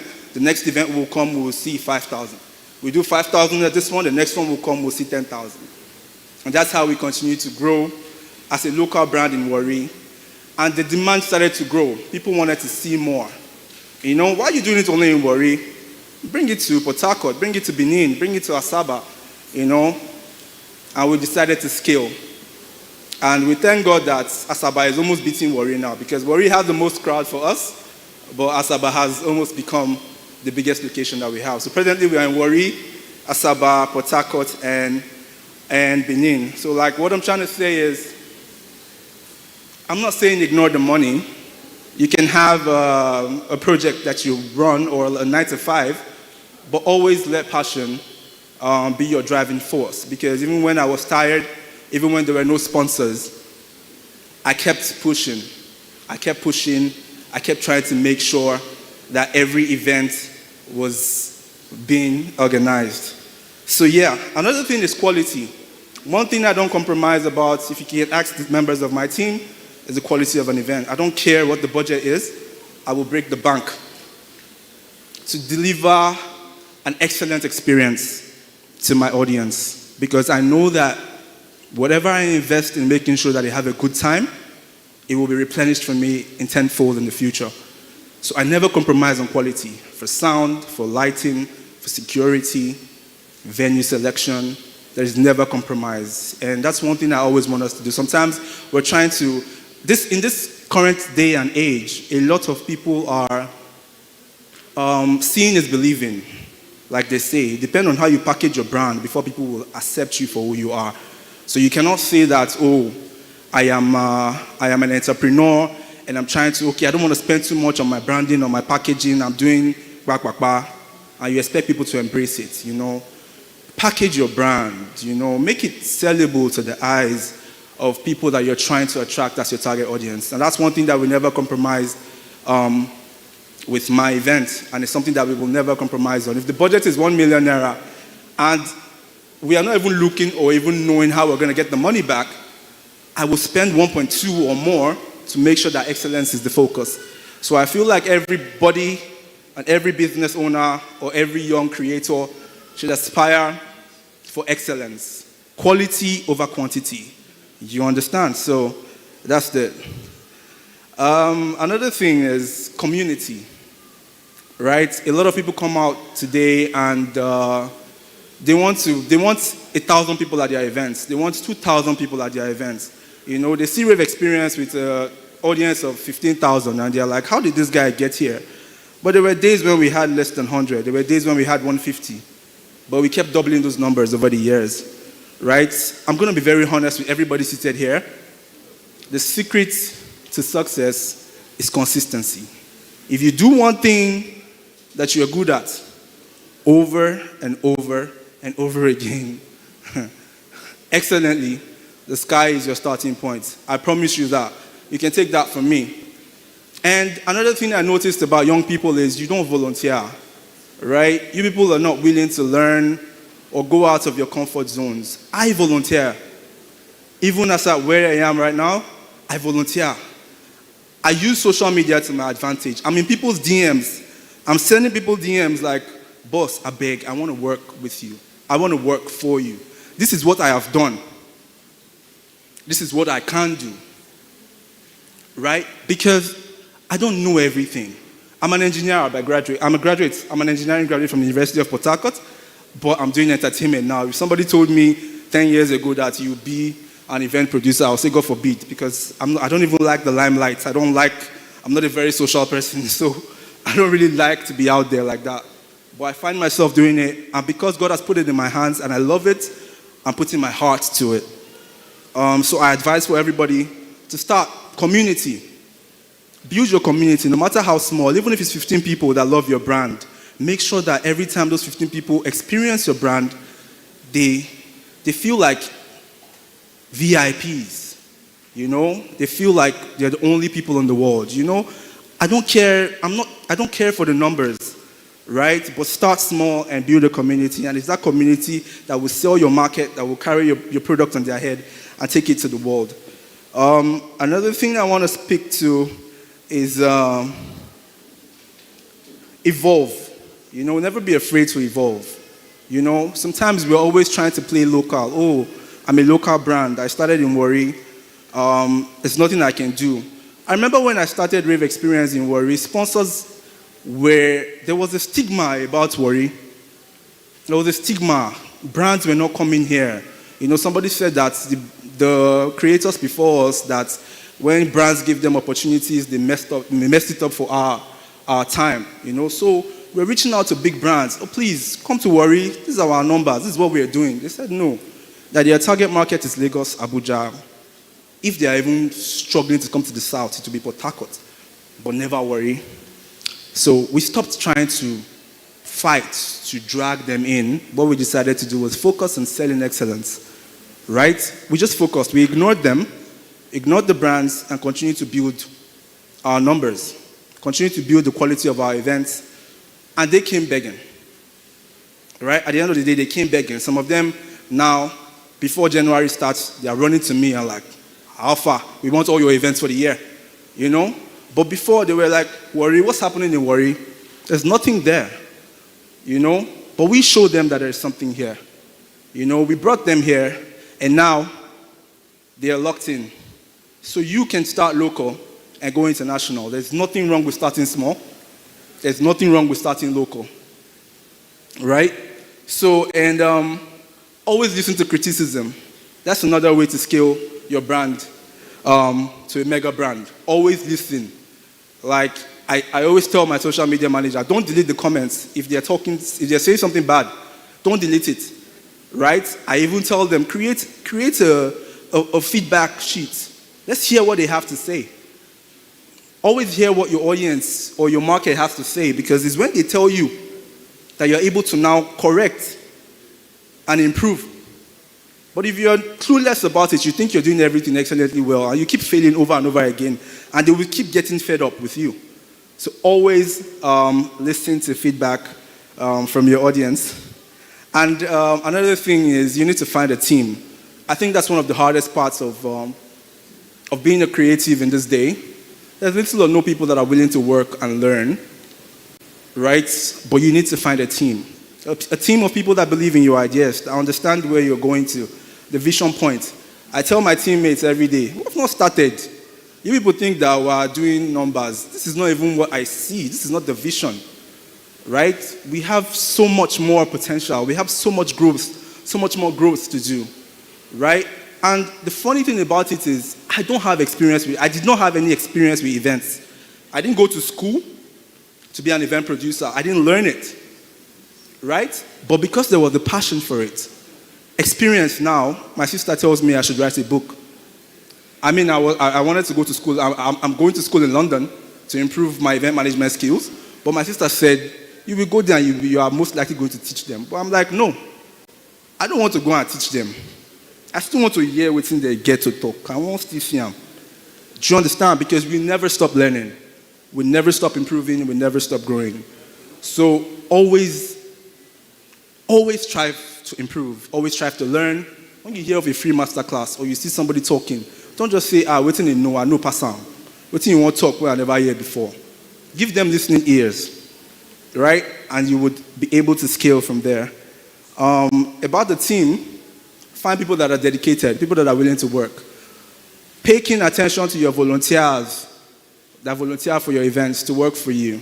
Those are your people or your brands or whatever that volunteer to work for you. Treat them well, treat your staff well, right? They have a large role to play because that enthusiasm that you get from a volunteer wanting to put their heart and their might into your business with no rewards in sight, you can't buy it in the market, right? It doesn't mean that you should abuse labor, right? But just tap into that enthusiasm, that freedom, that will or zeal to want to be something, right? And scale it from there. All right? So I'm not going to take much of your time. I'm going to be very honest, it's my first time doing public speaking. I like to be behind the scenes, so being here is a big deal for me. But thank you so much, and I really appreciate your time, and God bless all of us. Thank you, TEDx Warri, and we look forward to having more of this in the near future. Have a great day, everybody. Woo! I thought you guys were going to do way better. Come on, give it up for a certified son of the soil, Mofe Omashe. That was beautiful. So you guys heard him. For those people that think that, rave has always been very large and has always been very big, you can see that every big thing starts small. And even there were people who can tell you the progress they've made over time, and it's something we all love to see.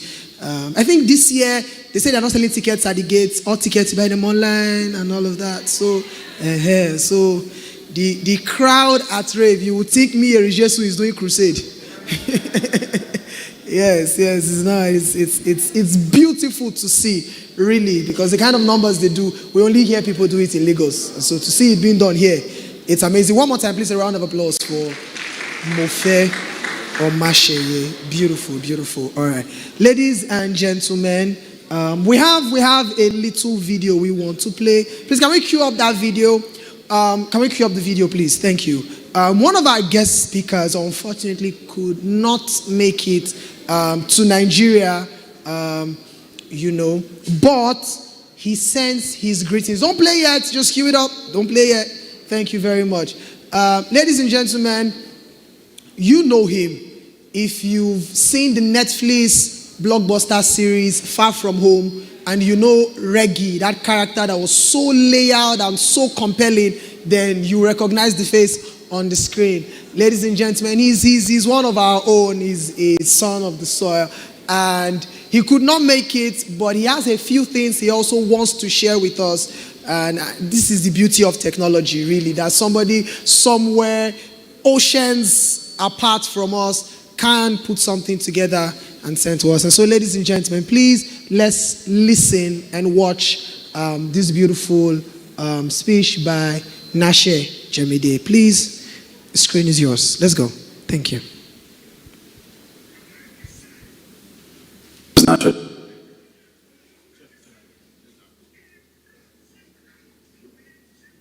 And this, unfortunately, I couldn't be with you guys today. I have some last minute things that I need to deal with. Good afternoon, everybody. My name is Nasha Jemide. I'm an actor, I'm a model, I'm an artist. I run a creative studio in Lagos, Nigeria, and this is my TED Talk. Unfortunately, I couldn't be with you guys today. I have some last minute things that I need to deal with here in London. So I've been asked to make this video to compensate, which, I'm very happy to do. I want to start by saying thank you, obviously, to TED, to Elevate, and to the Olu for considering me and thinking about me for such a great opportunity. I want to apologize to everyone who came out to see me. I mean, I don't know how many that was, but I was told that a few people had bought tickets and are in the audience because they wanted to come and see me speak. Massive love for you guys. I really appreciate you. And hopefully, we get to do this at another time. So I'm just going to jump into it. I've been asked to speak on something that I think you might think is very specific to actors, but is actually a lesson for life, as I found in my experience, and that is balancing characters with who you really are.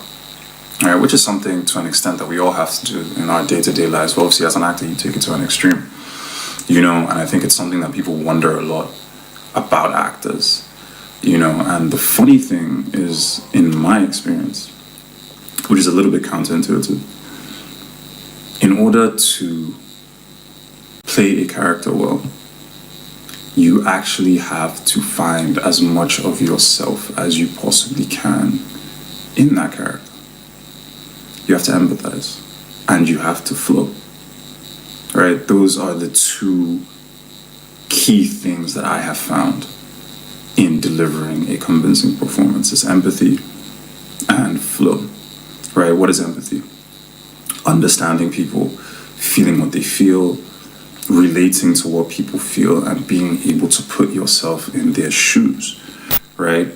Important skill for an actor, important skill for life. Right? The second thing, flow. What's flow? Flow is not overthinking things. Flow is the ability to stand on stage and be without fear of judgment, without fear of making a mistake, without fear of looking stupid. This is the superpower that most performers have or have to build, right, to have a successful career. Now, flow and empathy are two things that I think people struggle with a lot, right? People are self-centered, not their fault necessarily. Life is hard and things are going on. And people judge. They judge others, they judge themselves. We live in a country, Nigeria, that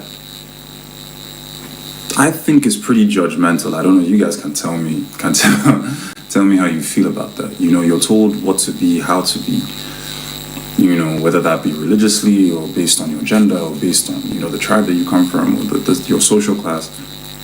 And you go into the world as this strict thing. You overthink your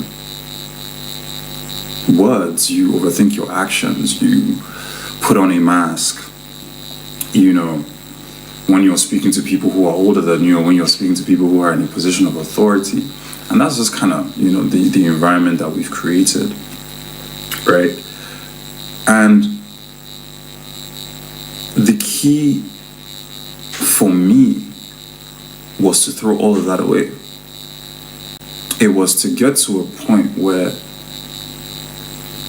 and this applies to both empathy and flow, is you have to get to a point of deep self-awareness and self-acceptance, right? When you're self-aware, that just means you know what you feel. When you know what you feel and you know who you are, then you can see it in the person across the room. When you know and you understand and you've accepted your pain, you can see pain and empathize with pain in the person from across the room. In addition, when you have fully accepted yourself and you fully know yourself, you can flow.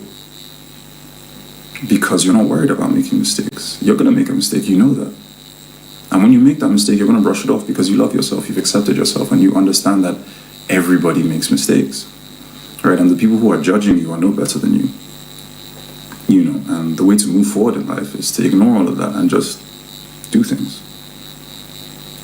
Being an actor and being a good actor is taking risks. It's, as I said, being on stage without fear of judgment, without fear of looking stupid. When you combine those two things, flow and empathy, underpinned with a foundation of self-awareness, self-acceptance, and self-love, then the world just starts to open itself to you. Things just start to happen. I can't explain it.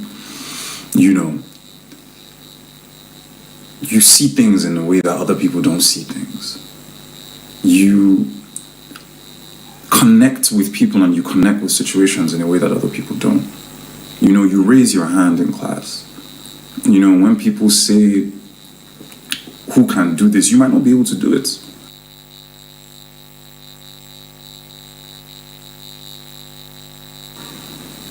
But you put your hand up.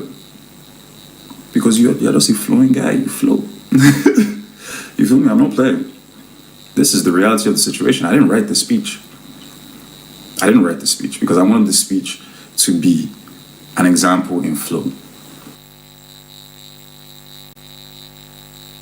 From a level of self-awareness, self-acceptance, empathy, right? And just flow.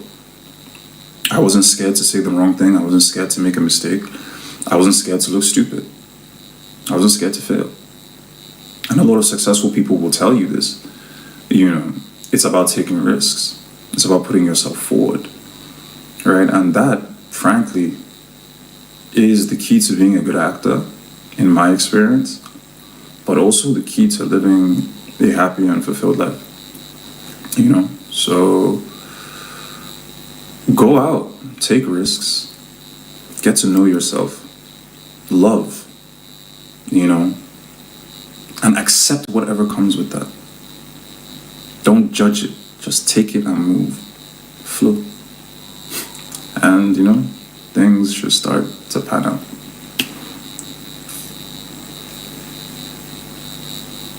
Oh, I start on time. Thank you for coming to my TED Talk. Thank you. Thank you very much. That was Nashe. Please, one more time, a round of applause for Nashe. Thank you. That was beautiful. Beautiful. All those ladies doing, no problem. All right, ladies and gentlemen, it is no news that AI is coming for all our jobs.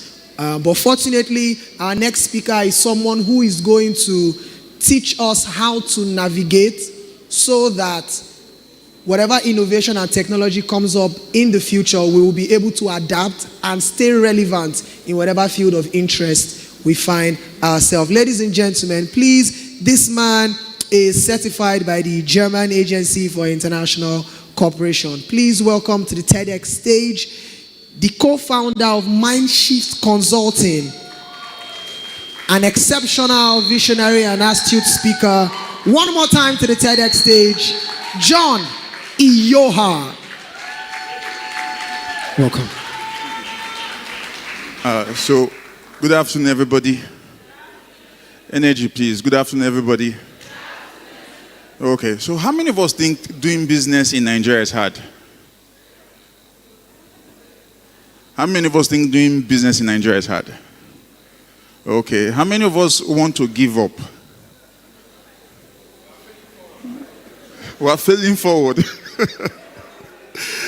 But how many of us know somebody that has given up? Every day, right? It will show you that in this world, you would, what now? You would see challenges, but what? Be of good cheer. Abi? So in the business space, in the same way, you're going to see that there will be disruptions daily. There will be what? Disruptions daily. And normally I would want to say how you can face the disruptions, but I mean, being a Nigerian sometimes is the first what? So how are you handling that? So we'll be talking about that and how you can handle that on a daily basis. Is that fine? Energy, is that fine? Okay. So disruptions are what? Guaranteed. In fact, in business, the people who do well the most are those people who can handle disruptions. Because there'll be challenges on your daily running of your business. It is said that in Nigeria, over 80% of businesses do not get up to their 5th year of running business. And that will show you that many of us will start, but many of us would not finish. Why? Because not that we don't know how to do business, but we don't just know how to handle hard times. Because hard times will definitely come. So what can we do? First is, so take me back to the first one, please. First, please. So why we start? Many times in the country, because times are hard, you've discovered that we usually start business for the sake of survival, right? You just want to put some food on your table. You want to take your child to school. But we start to see that this is not a compelling reason to remain in business. Because after a period of time, you would see that you can now send that child to school. But it's not enough incentive to stay in business, because business is hard and business is for serious people. So it's important to have in mind that as much as I'm trying to survive, I should also be trying to build a legacy in business. So build business not just for the now, but for the sake of continuity. And because there are many young people here, this is something you should put to heart. That if I'm starting my business now, I should have it in mind that I'm not starting it because I don't have a job. And you see that that's why many people start. Because I don't have what I'm doing now. So all of that would have to change. Next one is what? How we build. Now, of course, I'm one of those who will tell you, just start that business. Just start. And just starting is fine. But more importantly, you also have to teach yourself resilience. And that's why we come to events like this. You have to teach yourself what? Resilience. Because the challenges will definitely come. But we discovered that many people are not resilient. If they were, you would see that it will be more than 80% of businesses to stay, right?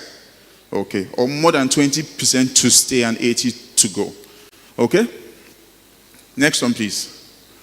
What we think. Growth versus what? Success. Yes. It's important to start small. But just like our speaker said, yes, start small but think big. But if you check the statistics, you will see that over 95% of Nigerian businesses are micro businesses. So in a major way, we don't even build to build big. We just build to stay small. And if that's the idea, you will discover that government cannot even solve all our problems with all the money in the world. Countries grow by the power of entrepreneurship, but not when all of us are building the same type of small business. So we need to start thinking about how can we expand in scale and capacity. And I know you're like, okay, this man is using big words, but the words are for you, right? If you're here for this program, it's because somewhere in your heart, you know you are meant for bigger things. Correct? Just two people. Correct? Yes. Beautiful. So you start to think that, okay, I'm starting now, but how can I stay in this space? And not just stay small, but stay and grow big every day. Now, next one, please. Now, who do you know? I know it sounds political, but this is so important in business. Who do you know? Everybody say, who do you know? And if you come to an event like this and you cannot go back home with 40 new persons, then we'd almost have to check whether you are serious about knowing people. Because this is a gathering where serious-minded people gather. Therefore, if you're going to meet people anywhere, this should be the place, right? Okay. So who do you know? Why is this important? The systems that we have, they're either not fully functional or they are flexible. What does that mean? It will mean that apart from following through with the system, you also have to understand that the people in the system matter really, really well. So if you are running your business in Nigeria with the flexibility that we have, because we have a lot of flexibility in running business here. It might be difficult, but of course, those of us who are growing our business would understand that there's a bit of flexibility. You can talk to somebody now, the person can solve all your problems. In a place that is more systemized, it's not so easy. Those people who decide to register or start businesses anywhere else in the world will tell you about this. So if you're running your business in Nigeria, knowing people is a factor. A friend of mine would say this. He would say it's more than what you know. It is what? Who you know.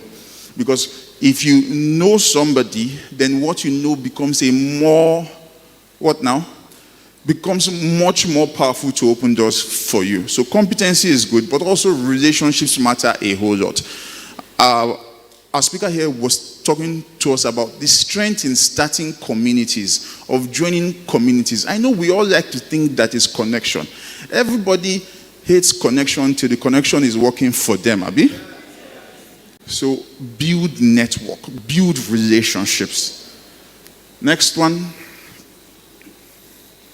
our values. Yes, we spoke about consistency. A speaker here said consistency is key to building your business. But as much as you want to be traditional and consistent daily, understand that you could be consistent, but you are ever evolving. So you should have consistency, but you should infuse innovation to your daily processes. What is innovation? A better way to solve old problems. So it's not really about technology every time. What is your innovation? So if you, as a person, you are the same today, yesterday, and what? Don't expect things to improve. Because if you're not improving, why would your environment improve when you are the key factor in all that you do? So consistency, innovation, and finally,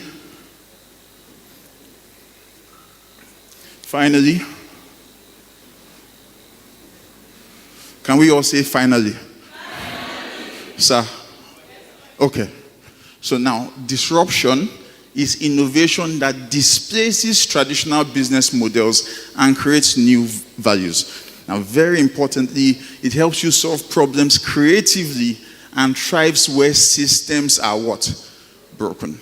So that means it doesn't matter where you are coming from or where you are right now. If you truly put your mind down to say, okay, it doesn't look like it's working yet. He told us that in Warri he made his first 10 million. Are there people before now who thought that was not possible? Yes. But you see, you can even change situations just by believing that, okay, if I do all these things that Mr. John has said now, I'll become a more functional person, even in a space that I don't find to be functional. Now, Warri is way better now, and this place is beautiful. But I'm saying this, I'm saying you should, no matter where you find yourself, no matter whether your friends are saying it doesn't happen here, it's not about where you are, it's about where you are going to. And it's not about where you are, it's about what you make where you are to be. Thank you very much, everybody.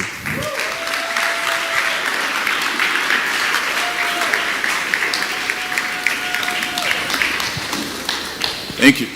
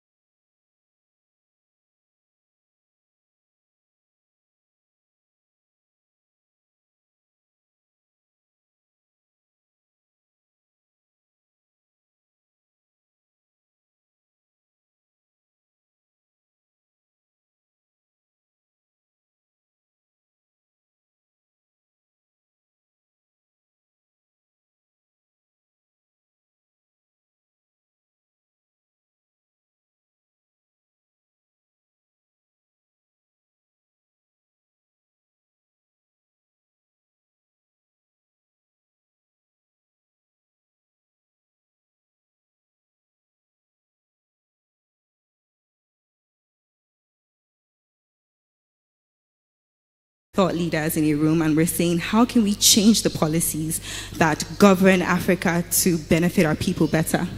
And lastly, we're doing this through Threads of Africa, a project that is dear to my heart, a project I lead, founded by Her Majesty Olori Atuashe III, a woman I know we all know and love.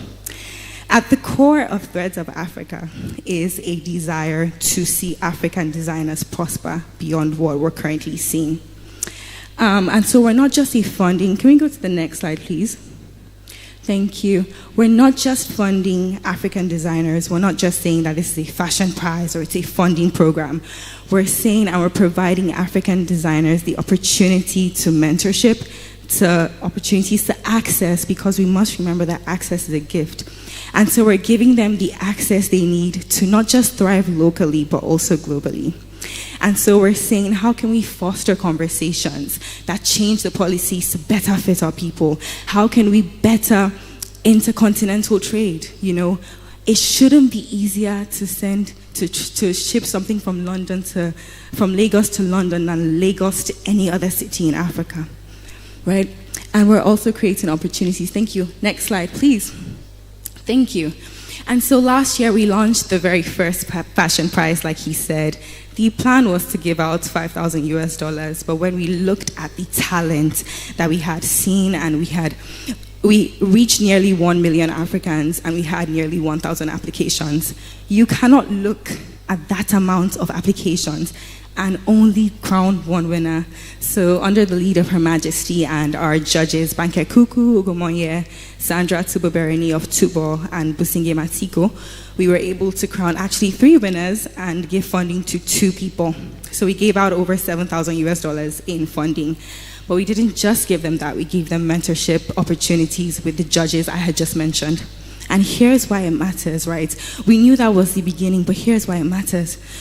A Nigerian designer, for example, wants to get fabrics from like Senegal or something, and they look at the policies around trade and around getting those fabrics to them, and they realize, oh my goodness, my dream is actually about to turn into a logistical nightmare. A Ghanaian entrepreneur, for example, wants to scale their business, and they realize that the policies were not designed with them in mind. And so we asked ourselves over at Threads of Africa how we can better do this. Thankfully, God has given us access. He's given us influence. So we're saying, how can we use our voice to create change for all of Africa? And so next slide, please. Thank you. We're pushing for policies that facilitate trade. We're collaborating to build networks that connect designers to manufacturers to buyers. We're also collaborating with like-minded individuals to create opportunities for African designers on the global stage. Next slide, please. Awesome. So that brings me to my very next question. As opposed to just doing this in fashion, what if we carried this same collaborative spirit, this same fire to see African designers rise, and we carried it into other sectors? Please crave my indulgence. If you are in tech, could you please stand? If you're a tech bro, tech sis, just stand.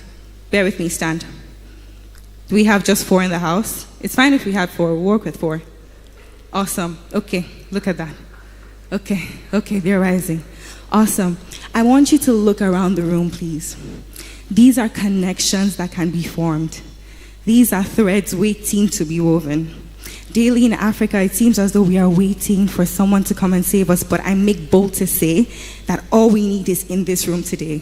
So if you would collaborate with yourselves, for example, imagine if 5 of you came together and you said, we're going to create a payment platform that makes that whenever we travel to any other African country, I don't have to worry about payment issues, right? Thank you, you can sit. Thank you so much.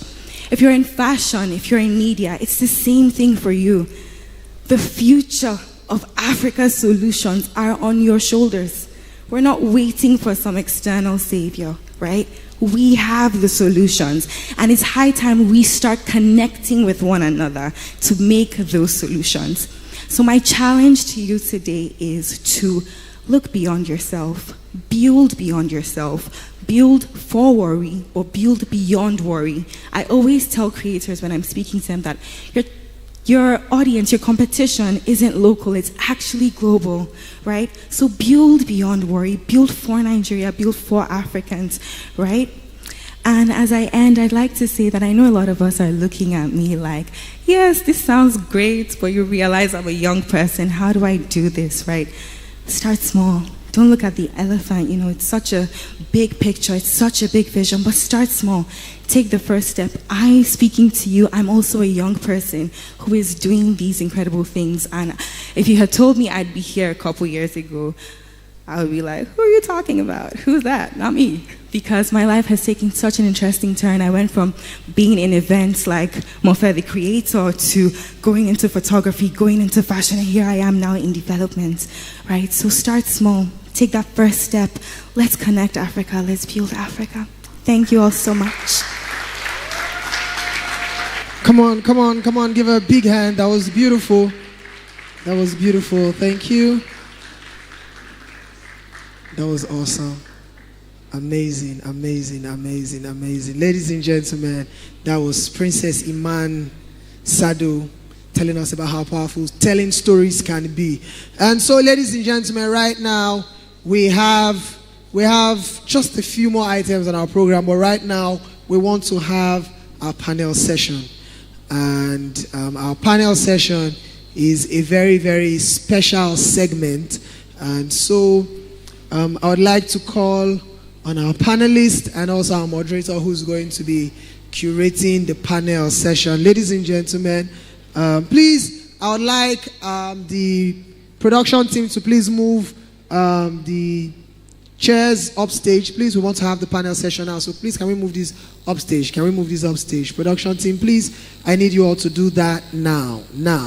Thank you very much. And so we're going to have our panel session, and after our panel session, we'll listen to our very last speaker, and then we would draw the curtain to this event. I want to thank everybody who's still here, and I believe we're all learning something so far, so good. All right, production team, please, can I have your attention now? Production team, thank you very much. Can I have your attention now? Thank you. Thank you, production team. We want to move straight to having the panel session. Thank you. Can I get some music on the background? Thank you. Music, music, music, music.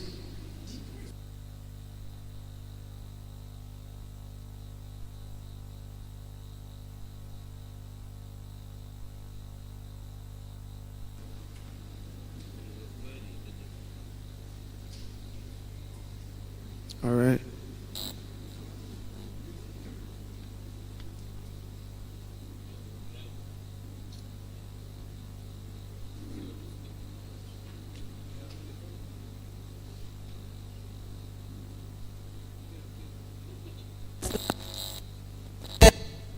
Living in the clouds. Please don't let me down. There's something about you, girl. There's something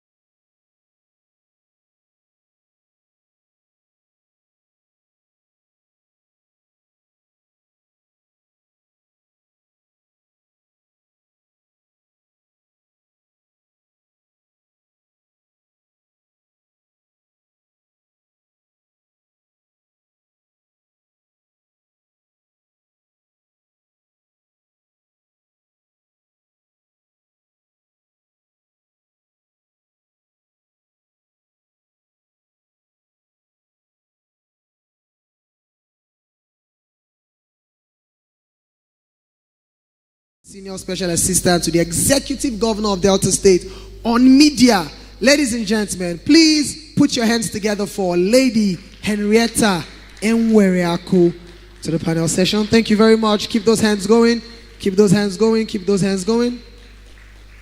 Ladies and gentlemen, also to join her at the panel session, I would like to welcome on stage the business mentor himself, one man that has groomed so many businesses and even business leaders from developmental stage to where they are now, making great strides in the world. Ladies and gentlemen, please help me welcome on stage the exceptional visionary himself, Segun Manuel. Please a round of applause for him.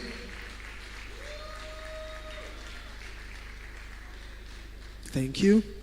Also, to join them on this stage, I would like to welcome to join them all the way from the vibrant city of Lagos. Yes, he's a talent manager.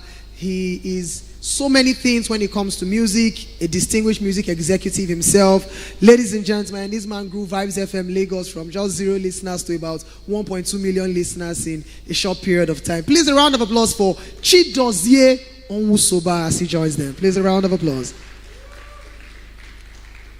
And to moderate this beautiful panel session, I would like to welcome to the stage and to the microphone one of the best hands you would find in this part of the world, the beautiful, the exceptional Chaba Favor, to join them on stage. Please a round of applause for her. All right. And so right now, I'm just going to hand over the conversation over to her, and she's going to steer it. So please, let's all pay attention. Thank you very much. Thank you so much, Ricardo. Warri, if you're excited, can you just a round of applause for yourself, please? Our energy is down. Wait till they go on. Let me speak pidgin a little. What is going on?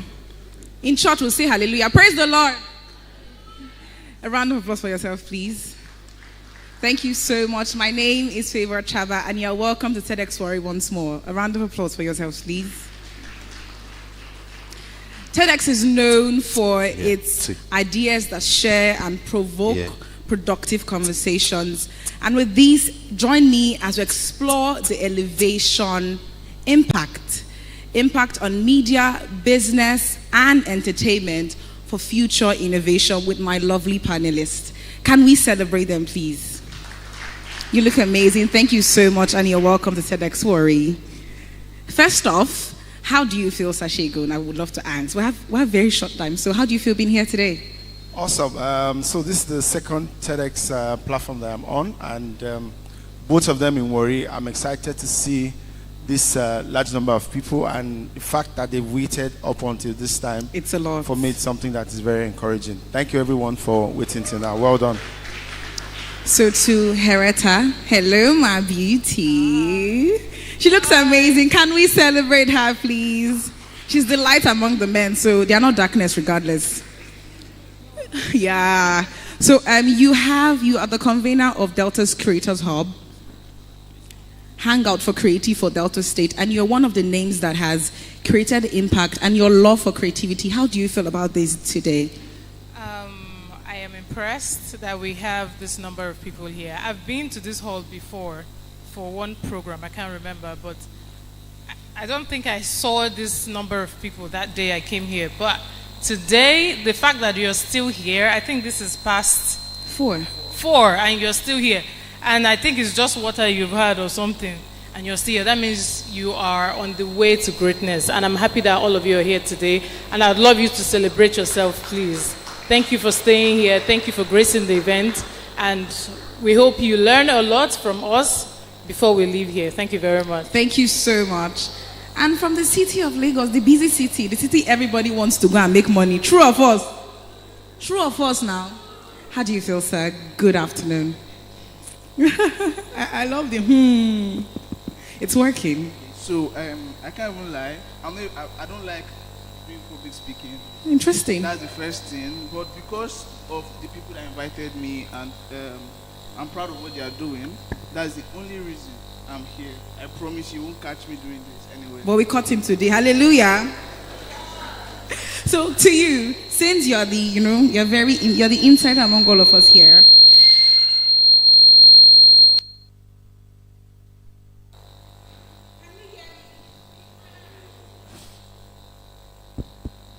Can you hear me? Okay, better. I'll start with you. Your first question. We're just doing one question. So I would love you to touch all areas in this your one question. Can we do that? Try, like in entertainment and media, regardless. So, entertainment is often a vehicle for new ideas. How do you think storytelling in media can shape the direction of future technological advancement or cultural innovations? Do you get the question? Thank you. So I feel for this, everybody here knows Spotify and Apple Music. And we all know that even of recent, I think they've even added the feature where like music videos are like inside. And I'm very sure this is innovation. We've also have things like Apple Music, Boomplay, and the likes. So this is technology, because I can tell you for a fact, if it was before, you will be going to Alaba to be looking for CD to walk up and down. But right now, you can stay at the comfort of your home through the help of distribution companies, distribute your song, do like a 1 month playlisting, pitch the song so that the song can come out to playlisting and the rest. That one on its own is technology and advancement. How many of us here knows Infinix phone? I do. Okay, so do you guys know that Infinix phone dropped a new version where Davido's, like they use an AI to like generate Davido's voice. So for that, the only thing they need to do is pay copyright to David, and they have the right to use that. Generally, unlike paying Davido an amount of money, like at least Davido won't collect, just to do that advert, won't collect anything less than 500k USD. You get, but right now, all you just have to do is pay him for using that voice. So that alone, you get, shows that technologies are advancing and are the betterment of us who are using it. So my two takes: technology is advancing for the betterment of us that are using it. To our light of the world in the middle. Yes, you're the light of the world. You are shining bright in the midst of men. Your question: could you elaborate on what you mean, the elevation formula that we are elevating today? How media plays a pivotal role in shaping innovation? You're known for your work in Delta State in media. How has that shaped the space, your experience so far? How would you say it has made media better? Okay, thank you for that question. When you say elevation formula, it means how to elevate, right? How to transform your ideas into a product, into a movement, into solution using media. If you want to do that, or in the process of doing that, there are three key things you should think of whenever you think about media: elevating your ideas, elevating your ideas into products, into solutions, into movement. The first thing is messaging. What is the message? What message are you sending out there? That idea you have, what is the message? What are you offering? What are you saying to people? And who are you telling it? Why does it matter? Why does rave matter today? Because you can go there and have fun. You can just go there and relax. What message are they sending? Or are they telling you? What are they offering you? Come and have fun. So the product or your idea, let me just use your idea. Your ideas, how do you want to transform it into, a product or a solution or a movement using media? First of all, your message. What are you telling people about your product? What are you telling people about yourself? If you're leading a movement, what are you telling people about that movement? So what you say matter. The clarity of what you say matter. Be very simple when you're messaging. Be very simple when you're telling people, oh, this is what I offer. I sell shoes. I sell solar panels. But then again, you don't just say, I sell solar panels. If you're into panels, you can say, we lit up 200 homes. We lit up 200 homes in a rural area for the first time. That sends a different message. It sends a message of, so you feel do this kind of thing. So you're no longer telling them that you sell solar panels. You're telling them that you were able to have the quantity to light up 200 homes in a rural area the first time in Nigeria. You've sent a message. Am I understood? So when you send that message, the second thing, the first thing I just said is messaging. The second one is the medium. Where are you sending the message from? What channel? What platform? If you're sending a message about your product, about your idea, about your movement, about a solution, if you're sending a message on TikTok and on Instagram and on Facebook and on LinkedIn, you know your audiences are different, right? You know TikTok is different from LinkedIn. You can't carry dance videos or makeup videos, or you can't carry that to LinkedIn. You're aware, right? So you need to know your audience. Your message, the message you're sending about, that's your idea. What platform or what channel are you sending it through? Are you sending it to the right person? Always have in mind, who are my target audience? Today, you are my target audience. So what I'm saying to you is for you to go and use it. So when you're selling your product or when you are doing a message, when you want to use media, because that's where I function, when you want to use media, these are the things you should look out for when you want to elevate your idea, transform your idea into a product, into a movement, or a solution. The third one is momentum. Everybody here has spoken about, I've been hearing consistency, consistency, consistency. What is consistency? Showing up. You have to show up. You don't just stay in your house and say 1 million, 10 million naira will meet you. It's not possible. You have to show up. You have to keep doing something if you want to survive. You have that your product. You have to keep showing people what you can offer. So if you have the message, you have the platform, and you are consistent, you know your momentum, you know where you are going to go, and you know you're constantly going to go there. Imagine rave. Why I keep mentioning rave is you can relate to that. So I'm using what you resonate to. So when I'm mentioning rave, imagine rave just came for 1 year, let's say sometime last year, and it did not come again. Will you remember rave? Because it's consistent. Is either doing one Easter party for you, or is doing one Christmas party for one thing. You must be gyrating one day, at different times of the year.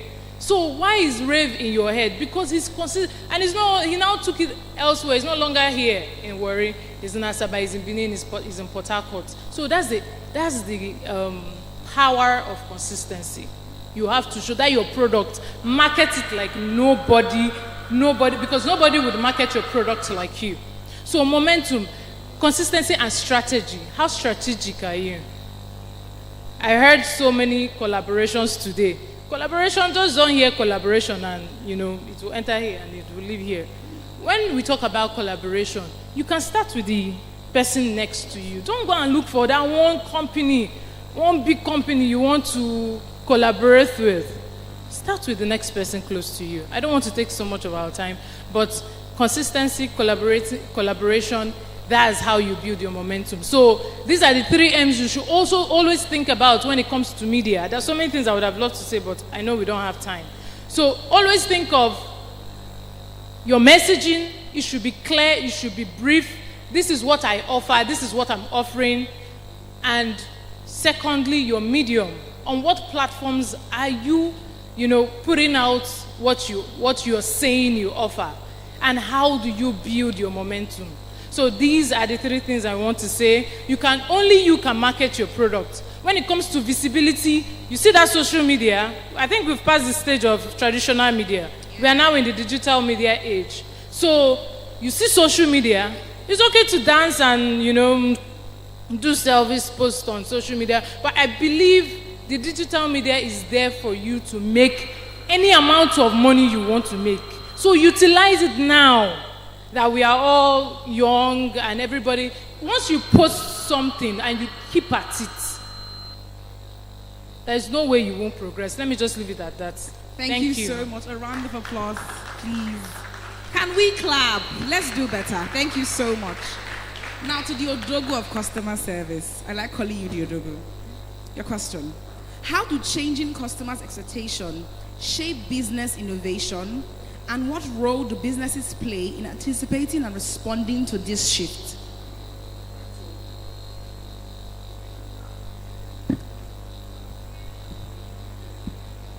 All right, so how do changing customer expectations? So everyone here that does business knows that as the day goes by, things begins to change, and with the advent of AI and all the new things that are happening on the internet, changes come every day. The only way you can thrive and survive in today's business world is for you to change as the customer is changing. Somebody mentioned earlier here of the need of you to get feedback from your customers. Feedback, they say, is breakfast for champions. But many times, business people see feedback as, oh, this person is putting me down, this person doesn't like us, this person is wanting to drag us online. So rather than take the benefit from feedback, they look at it as a battle and a fight. But I want to say this to everyone here. Feedback is a harbinger for new business. Feedback is an opportunity for you to hear what your customers want. So as the business world is changing and consumer expectations are changing, one of the best ways for you to get that is through feedback. When you get that, the best thing to do is, rather than fight, use it to build new business. Many of us can remember that Coca-Cola, when it first started, was not in the same bottle it was at the beginning. How many of us remember? Yeah, very true. 3 years ago, Coca-Cola was not in the same bottle it is today. How many of us remember that there was a time where when we wanted to drink milk, it has to only be in tin? Do you remember? Yes. It's only mommy and daddy that used to drink. When they finish, they just turn small for you. But a time came when people could not afford those tins of milk and they wanted to buy, but the economic situation was not that good. And then somebody came and said, rather than forcing people to buy tins, let's go and sachetize it so that people can get it. Today, everybody can drink milk now, even if you can't buy big milk tin, because people thought of the change in customer expectation and did something about it. If you want to buy milk today, it's in sachet, is it not? Yes. If you want to buy Maggi today, it's in sachet, is it not? Yes. Everything you can think about in the business world has been brought to that point where everyone can get. That is because somebody looked at the fact that consumer expectations is changing and then did something to be able to solve it. How does it affect us here as business people? Continuously be on the lookout for what the customer is asking for. If you do not listen to what the customer is asking for, your fellow business partners will look at it and develop something. Your competitors will see it and develop something in that line. Imagine that Rave did not go to Port Harcourt. Somebody in Port Harcourt will start that thing. True. If the customers are asking for it, then you give them what they want. It was Steve Harris who said that he will never say no to what the customer is saying yes to. So if the customer is saying we want it in tin, give it to them in tin. If they want it in sachet, give it to them in sachet. You cannot do that except you are listening to the customer. One of the core of customer service is for us to be listening, and there are different ways to listen. If I do an example here now, we will see. But another thing we must do to be able to, continuously meet the expectation of the customer is always learning. I work in an organization, and one of the core there, they tell us, they teach us there, is continuous learning. Continuous learning is that at every time, you must look at a better way of doing this. I grew up in a time where microphones were with cables. How many of us remember that time? Yeah. Microphones were with cables, and if we were going to talk here, they were going to drag all the cables here. Around. But today it's improving. When the speakers were speaking here, you saw not just these microphones, they had the one on their chest. Why? Because somebody is listening. You can watch this event now, even on your phone. Somebody's listening. In those days, you will finish watching it like this, you will not see it again. You can watch TV now anytime you like, on demand. Not just on DSTV.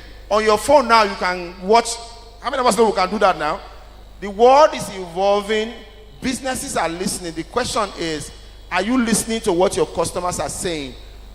One challenge I see on the final note is that we want to force our product on the customers rather than listen to the customer and give them what they want.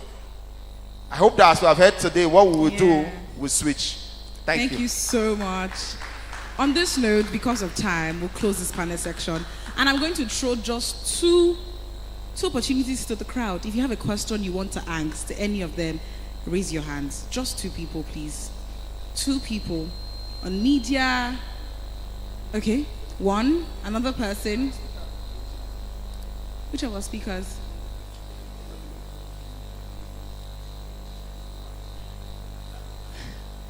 Are we just having one hand? Please, can we hand over the microphone to him, please? Okay, the second hand there. Please. Okay. Be very snappy. Okay, it's not working. Yeah. So sorry. Be very snappy with your question. And to our panelists, please, you have just 30 seconds or 1 minute. Let me give you 1 minute to answer. Yes, one person to one question, depending on the niche the question is being asked. Good afternoon, everybody. Good afternoon. Yeah, my question has to do with, now, I'm not focused on the timeline we are Gen Zs. So, the society we find ourselves, current Nigeria, has a sort of pressure push where we don't have that liberty of slow and steady. We don't have it. We know they keep on preaching for us that take your time, but then the economy is not funny. That your idea, 10,000 people has it tomorrow. How can we meet up with the need for speed and at the same time to go far? And if we talk about leveraging on social media, it's not as easy as we say it is. There are some of us that have been in business for 5 years, and we've been leveraging on social media, but we don't have up to 100 followers. We've never made a sale off that platform, taking courses, attended classes, but it seems like, is it not working for me? So how do we strive and leverage upon these opportunities where it doesn't seem like it's working for my generation and a lot is ahead of me? Hereta, can you kindly help us? All right, so because I'm having the microphone, let me go first. Let me say this, guys, and to Gen Zs too, I'm sure many of the elderly ones here already know, you cannot overcome the need for delayed gratification. Ademabo is here. I can tell you that Ademabo didn't fall from the sky. If he tells you his story, there's a back story to it. Gen Zs, don't let anybody make you believe that you don't have time. You have time. I say that again. You have time. There's nothing that starts from the top. The only thing that actually starts from top is the grave. Everything starts from bottom up. Where you are now is your planting season. Plant, water it, and give it time. Everything that is planted needs time to grow. You cannot start Facebook today and you have 100 followers and you want to have 1 million. Yes, some people, have it like that when they go viral. But watch those guys who go viral. Once they go viral on one post, if you watch them, you see the trajectory begins to go down, right? Grow organically. There's really no way I can emphasize this more to you than for the need for you to grow organically. I know Johnny Yoha. He didn't just get here today. He's been in the game for a while. Now he's here speaking as a speaker on the TED platform. Many people want to be where he is now. I spoke on TEDx 2017, I think. Yes, 2017. And if you count that time till now, I've been in the game. Bro, young people here, Gen Z's here, you have time. But the only thing that you need to do is start planting now. The Chinese said the second best time to do anything is now. The best time was actually yesterday.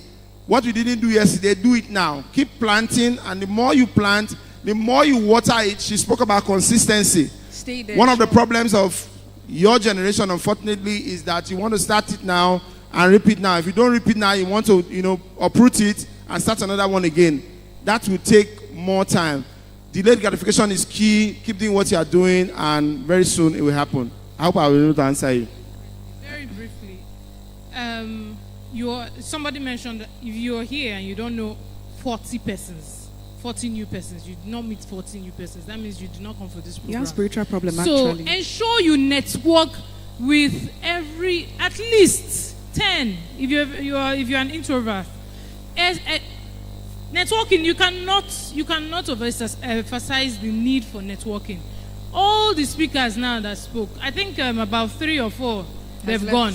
Did you collect their numbers? Did you network with them? So that did you follow them online? So that tomorrow, if they have something and they know that you can solve that problem, they will call you. So how many people, even in this room, are you networking with? So that tomorrow you don't speed. Let me tell you one thing. If you know someone today and the person helps you in just one day, you are better than somebody that has been moving from one business to the other because he or she is looking for speed. So ensure you know the right people. You work with the right people. You are always within the environment of people who will lift you up. Then about the social media content, you don't know what will go viral. I don't think anybody knows what will go viral. I have one, there was one day on TikTok, I think I put together a video of behind the scene when I was at work. I woke up to, from like 1,000, 2,000, I woke up to like 34,000. I was like, how? So you don't know what will go viral. I just posted that in the way I used to get 200 views, 300 views. That day I got over 700 and something views. I was like, how? This video, I did not even take time. It didn't take me up to 5 minutes to put it together. So we don't know what will go viral. So continue to post things that matter. Just keep posting it. One day. You go show. God go show. If there's one thing I took out from what both of you said was always show up, no matter what you do. You know, I was telling Sir Sheikh when we were sitting there that as at 3 years ago, I was volunteering for events to host here. The first major event I hosted in this town, I volunteered. And the second time, they paid me millions. The first time, it was volunteering. Show up. Whatever you see, value is something that everybody wants to eat out from. Show up. Tell your neighbor, keep showing up. Shout it in the person's ear. Keep showing up. Don't stop. Keep showing up. Some days ago, my friend was complaining, oh, she's a makeup artist, and she was complaining, this one. And I told her, you're doing very well. You've made enough money. True of us, true. You have made millions of naira, but you're not just out there.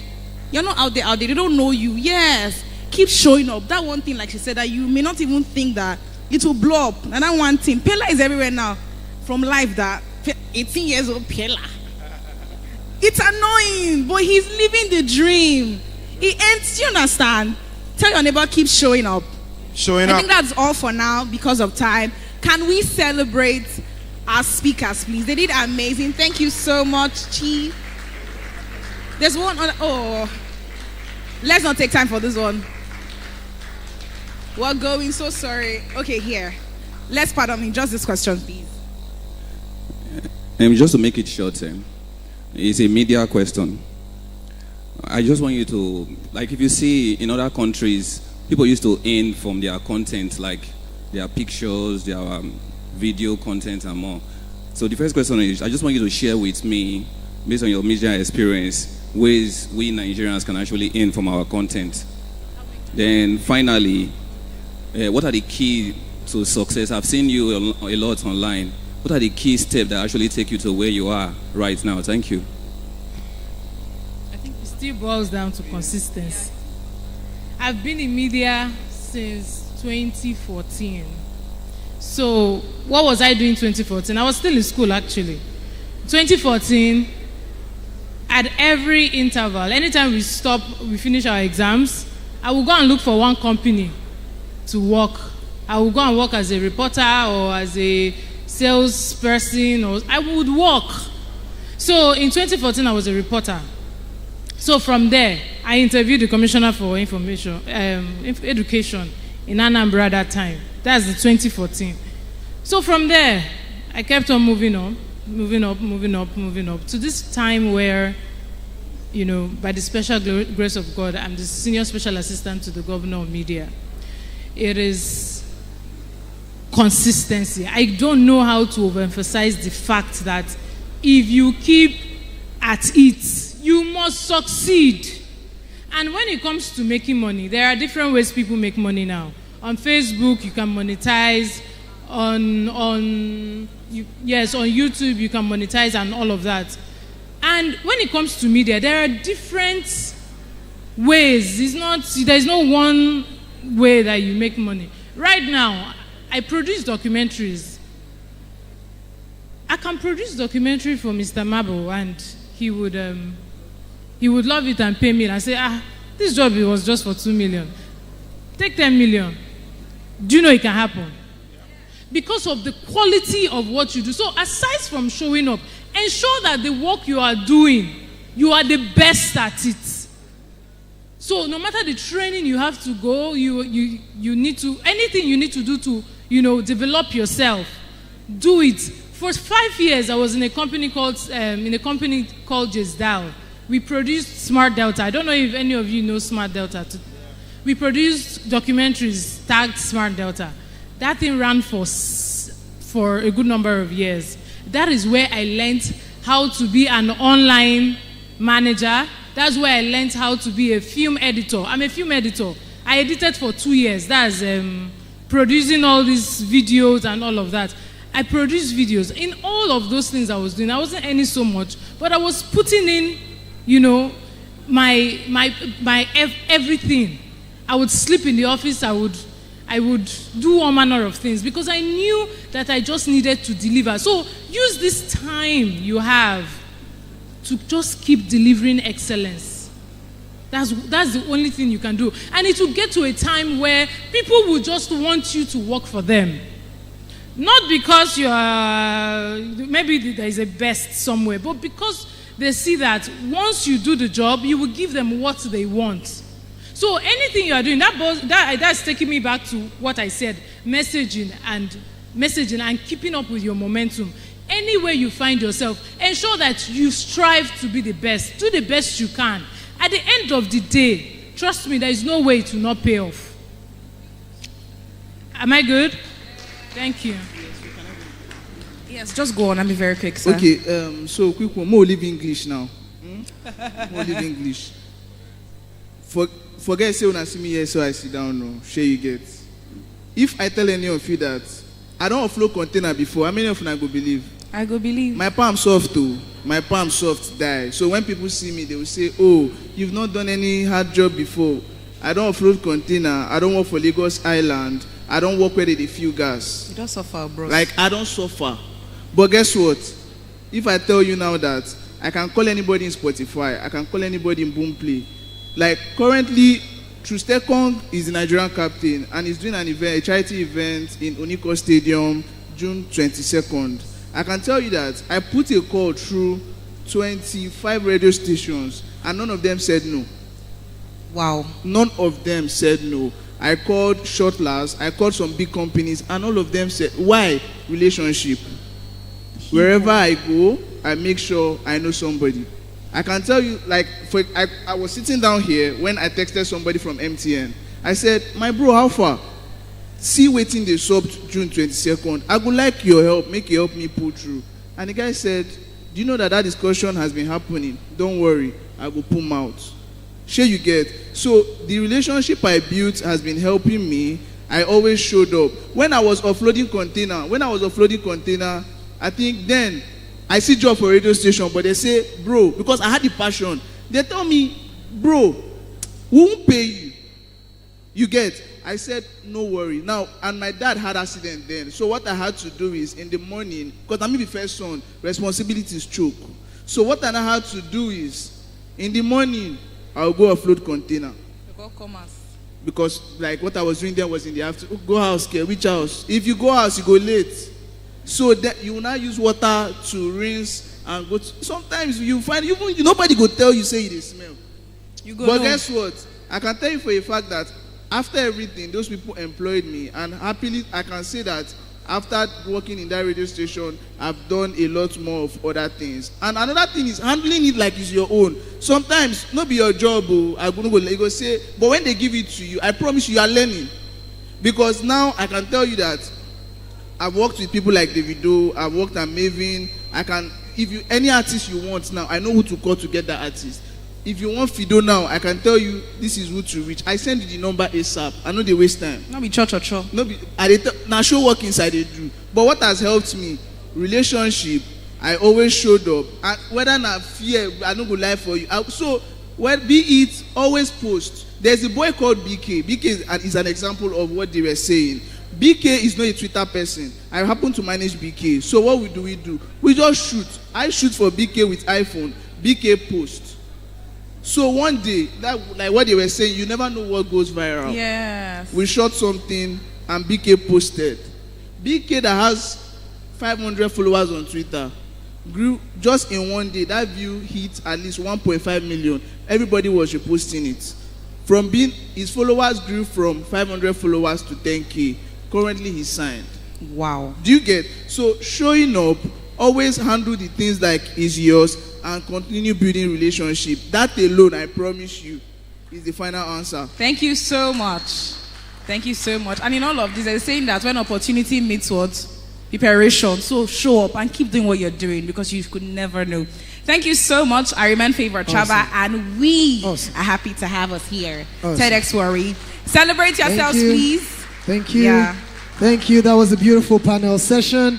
Thank you very, very, very much. Thank you very much. All right, please, can we clear the stage? Thank you. Let's clear the stage.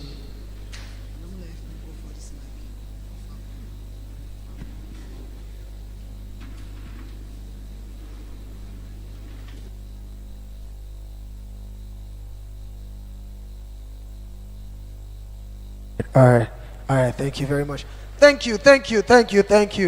Ladies and gentlemen, if there's one thing I picked is when they said, always build relationship, network, build relationship.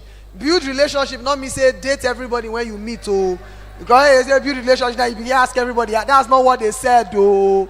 Because now they think things different. Build relationship. Okay, let me change the English. Network, make friends, connect with people. Not go date your helper. Because nothing they had to do for this worry again. All right. So please, I want to do something very important now. Now we want to give those scholarship grants, or rather sponsorship grants. We want to pick 5 persons. 5 persons that are going to be getting sponsorship worth 5 million naira, courtesy the Rolly Marble Foundation. So please, if you are outside and you can hear the sound of my voice, this is your opportunity to come back inside, because we are picking only 5 persons. It might be you, it might be me, it might be somebody by your side. But if you are outside, you will not know. So please, ushers, can you spread the word? I will give you 1 minute. Ushers, please spread the word outside. Let everybody that is outside come in. We want to pick the beneficiaries for the 5 million naira sponsorship, courtesy the Rolly Marble Foundation. So please, I need everybody outside to come in. While that is going on, I have received privileged information from the CEO of Kudimata Nigeria Limited, that is Mrs. Kathleen Erimu, and she says she wants to have a 2-day business and financial literacy session with all of you. All right? So we want to do it. Can somebody clap for that? I mean, people pay her millions. In case you don't know, she just finished training all the permanent secretaries in all the ministries, federal ministries in Nigeria, a couple days ago in Abuja. So please, this is something the government pays her crazy money to deliver, and she wants to have 2 days session with us. So please, while you were registering, we got your contact details, especially your WhatsApp. I want to believe that you put down your real number. If you put your papa number, we'll go add your papa for WhatsApp group. If you go and put your landlord's number, we'll go add them.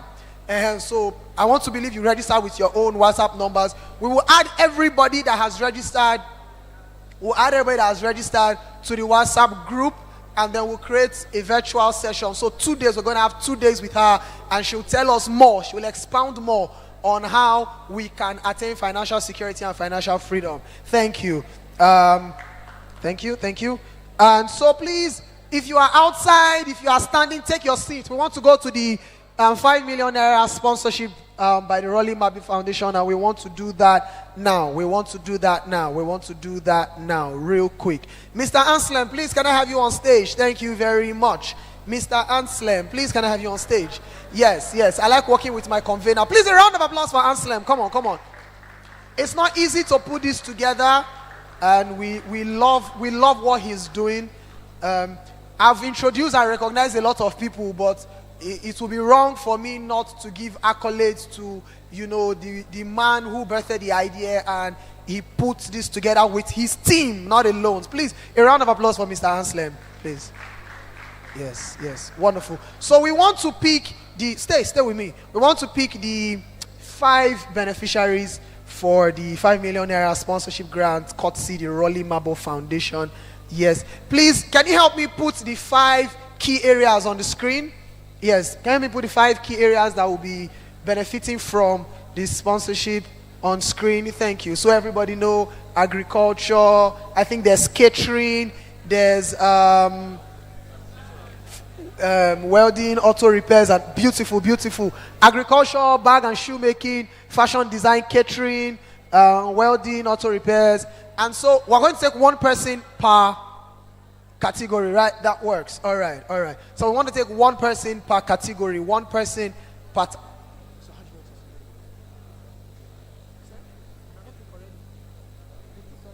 All right. Beautiful. Please get me the names. Thank you. Let's do that real quick, and then we'll bring up our last guest. But I want to believe that so far so good. We've all learned something here today, right? You've gotten something you can implement in your life. So ladies and gentlemen, please let me beg you. Don't be like those people that attend all the conference in the world and don't execute. Please implement something in your life. Thank you.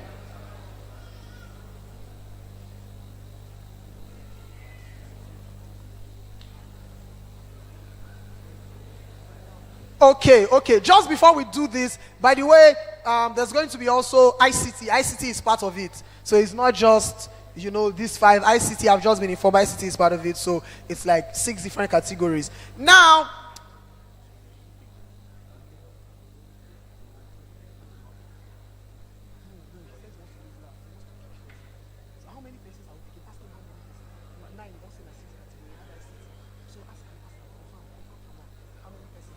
just go down, go meet them. All right. While we are putting that together, the founder of Rave Experience has just let me understand that he wants to give out 10 free tickets to Rave now.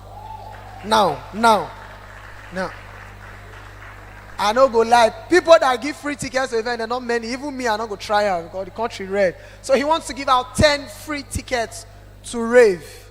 All right? So I'm thinking about how I'm going to do this. We have 3 rows, 3, and then 1 person I pick. I want whoever we are going to pick to be people that we attend. Not be saying you go win tickets. That day you can say, oh, body not really carry me. If body not carry you, we go carry you. So I need, okay, I see the first hand. Raise your hand. Where? Una dey rush. Wait, now what? No rush. Oh yeah, come outside. Come outside. I don't call you, see what corner. I don't call you, go back. Go. Okay, 2 of you stay. Wait.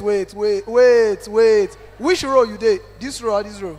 This row. Okay, so wait. Okay, the lady at the back. Yes, you cut your hair. Yes, come. 3. Yeah, you will hate me later and say I play wayo. No problem. Make it be. Come.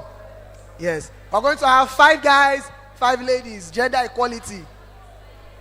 Yes, beautiful. Okay, the lady on white TEDx Warri, you don't the hush scene, so yeah, come. Now the event. Wait, I will come back here. I want to pick a girl.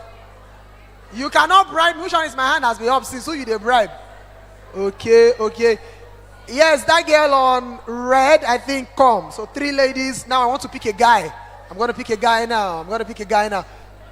Attend, though. If you collect ticket, you don't come to rave. You will see me in your dream, oh. It's not this what people are doing, oh. Join them. Beautiful. I need to see. It's a guy I want to pick. I just see women. This guy with tie. Don't come and kill yourself. Tie and die. Come. Because the way you stretch your hand from that place, all vein for your neck, just they show. So we need 4 more persons. I'm going to come here. I want to pick a guy from here. I need to see the guys. I not pick you now. No, you not feel. No, please go. I not pick you. Go. Don't force me. No, Jesus, go with me. I cannot go alone. That guy at the back putting on a sweatshirt with beards. Come. That guy, come. Yes, awesome. Please come. All right, 3 more. I'm coming back here. My brother, you are white native. They find tickets. Go buy. I want to pick a girl. Yes, the one with glasses. Come.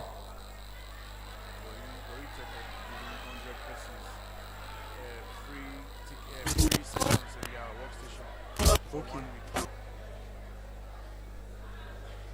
I pick one person. 1, 2, 3, 4, 5, 6, 7, 8, 9.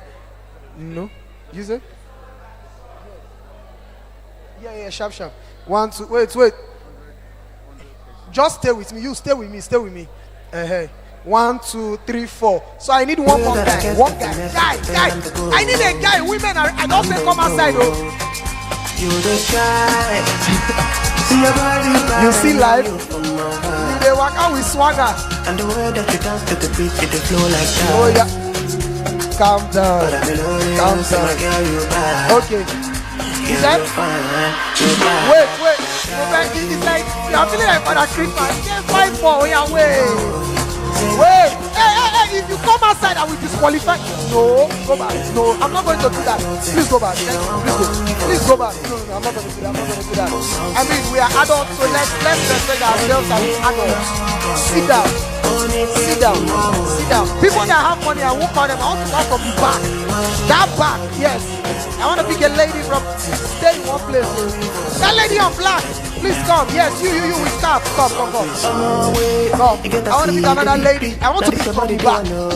I can't see. Talk to me, blood of God. You see my body make me call love you, I'm now Ushers food here now. Ushers now not you see my body make me call love you,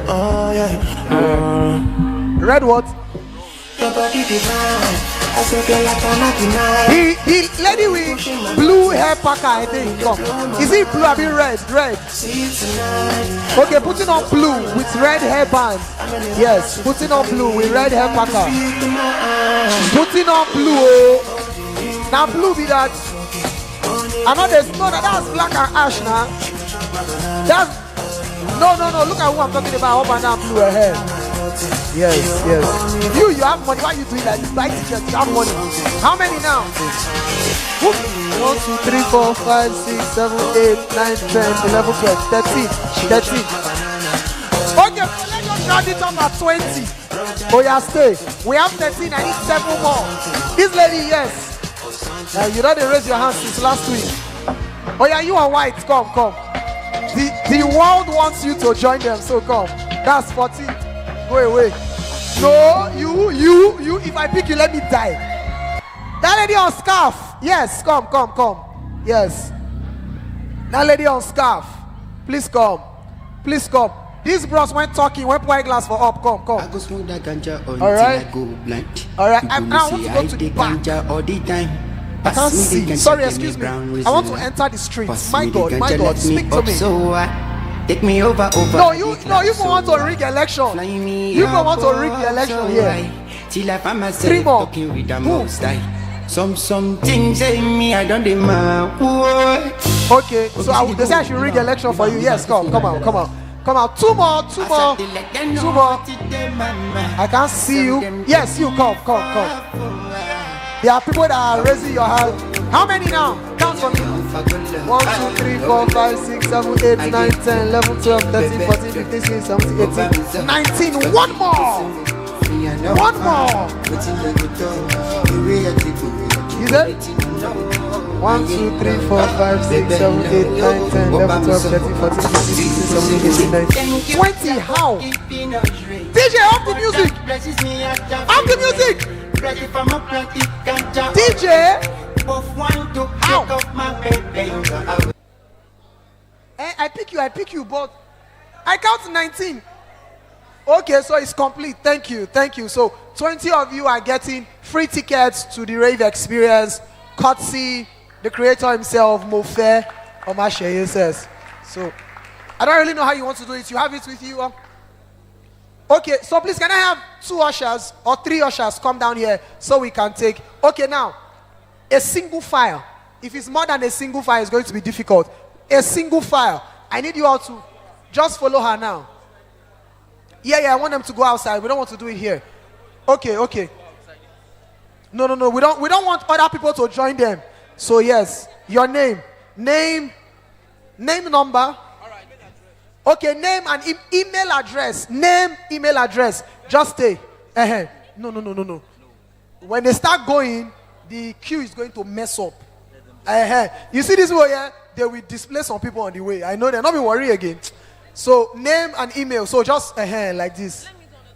Yes, to make it fast. So 1, 2, 3, 4, 5, 6, 7, 8, 9. Okay, beautiful. So all of you here, she'll attend to you. Beautiful. I want to believe everybody is here now. So we want to take the 5 million naira grant. Yes, we want to do that.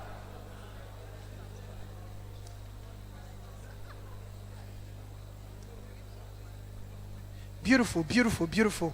So we want to pick 5 persons, all right? 5 persons for this. And each person is getting £1 million worth of sponsorship for this, for each category. So now we are going to raise our hands. If you are really, wait. If you are really intentional about going into agriculture, can we see your hands? I like the way they do it because some people now go raise hand. We'll give you money for agriculture, finish now. You'll go is that they go to trade Bitcoin. Yes. You are interested in going into agriculture and you have some idea or you've probably done some work already. You have work already ongoing in agriculture. Keep your hands up. You have work. If I tell you show me on your phone, you go show me. Not be you put your hand and say show me on your phone. You are telling me stories. All right, that guy on glasses, come. All right.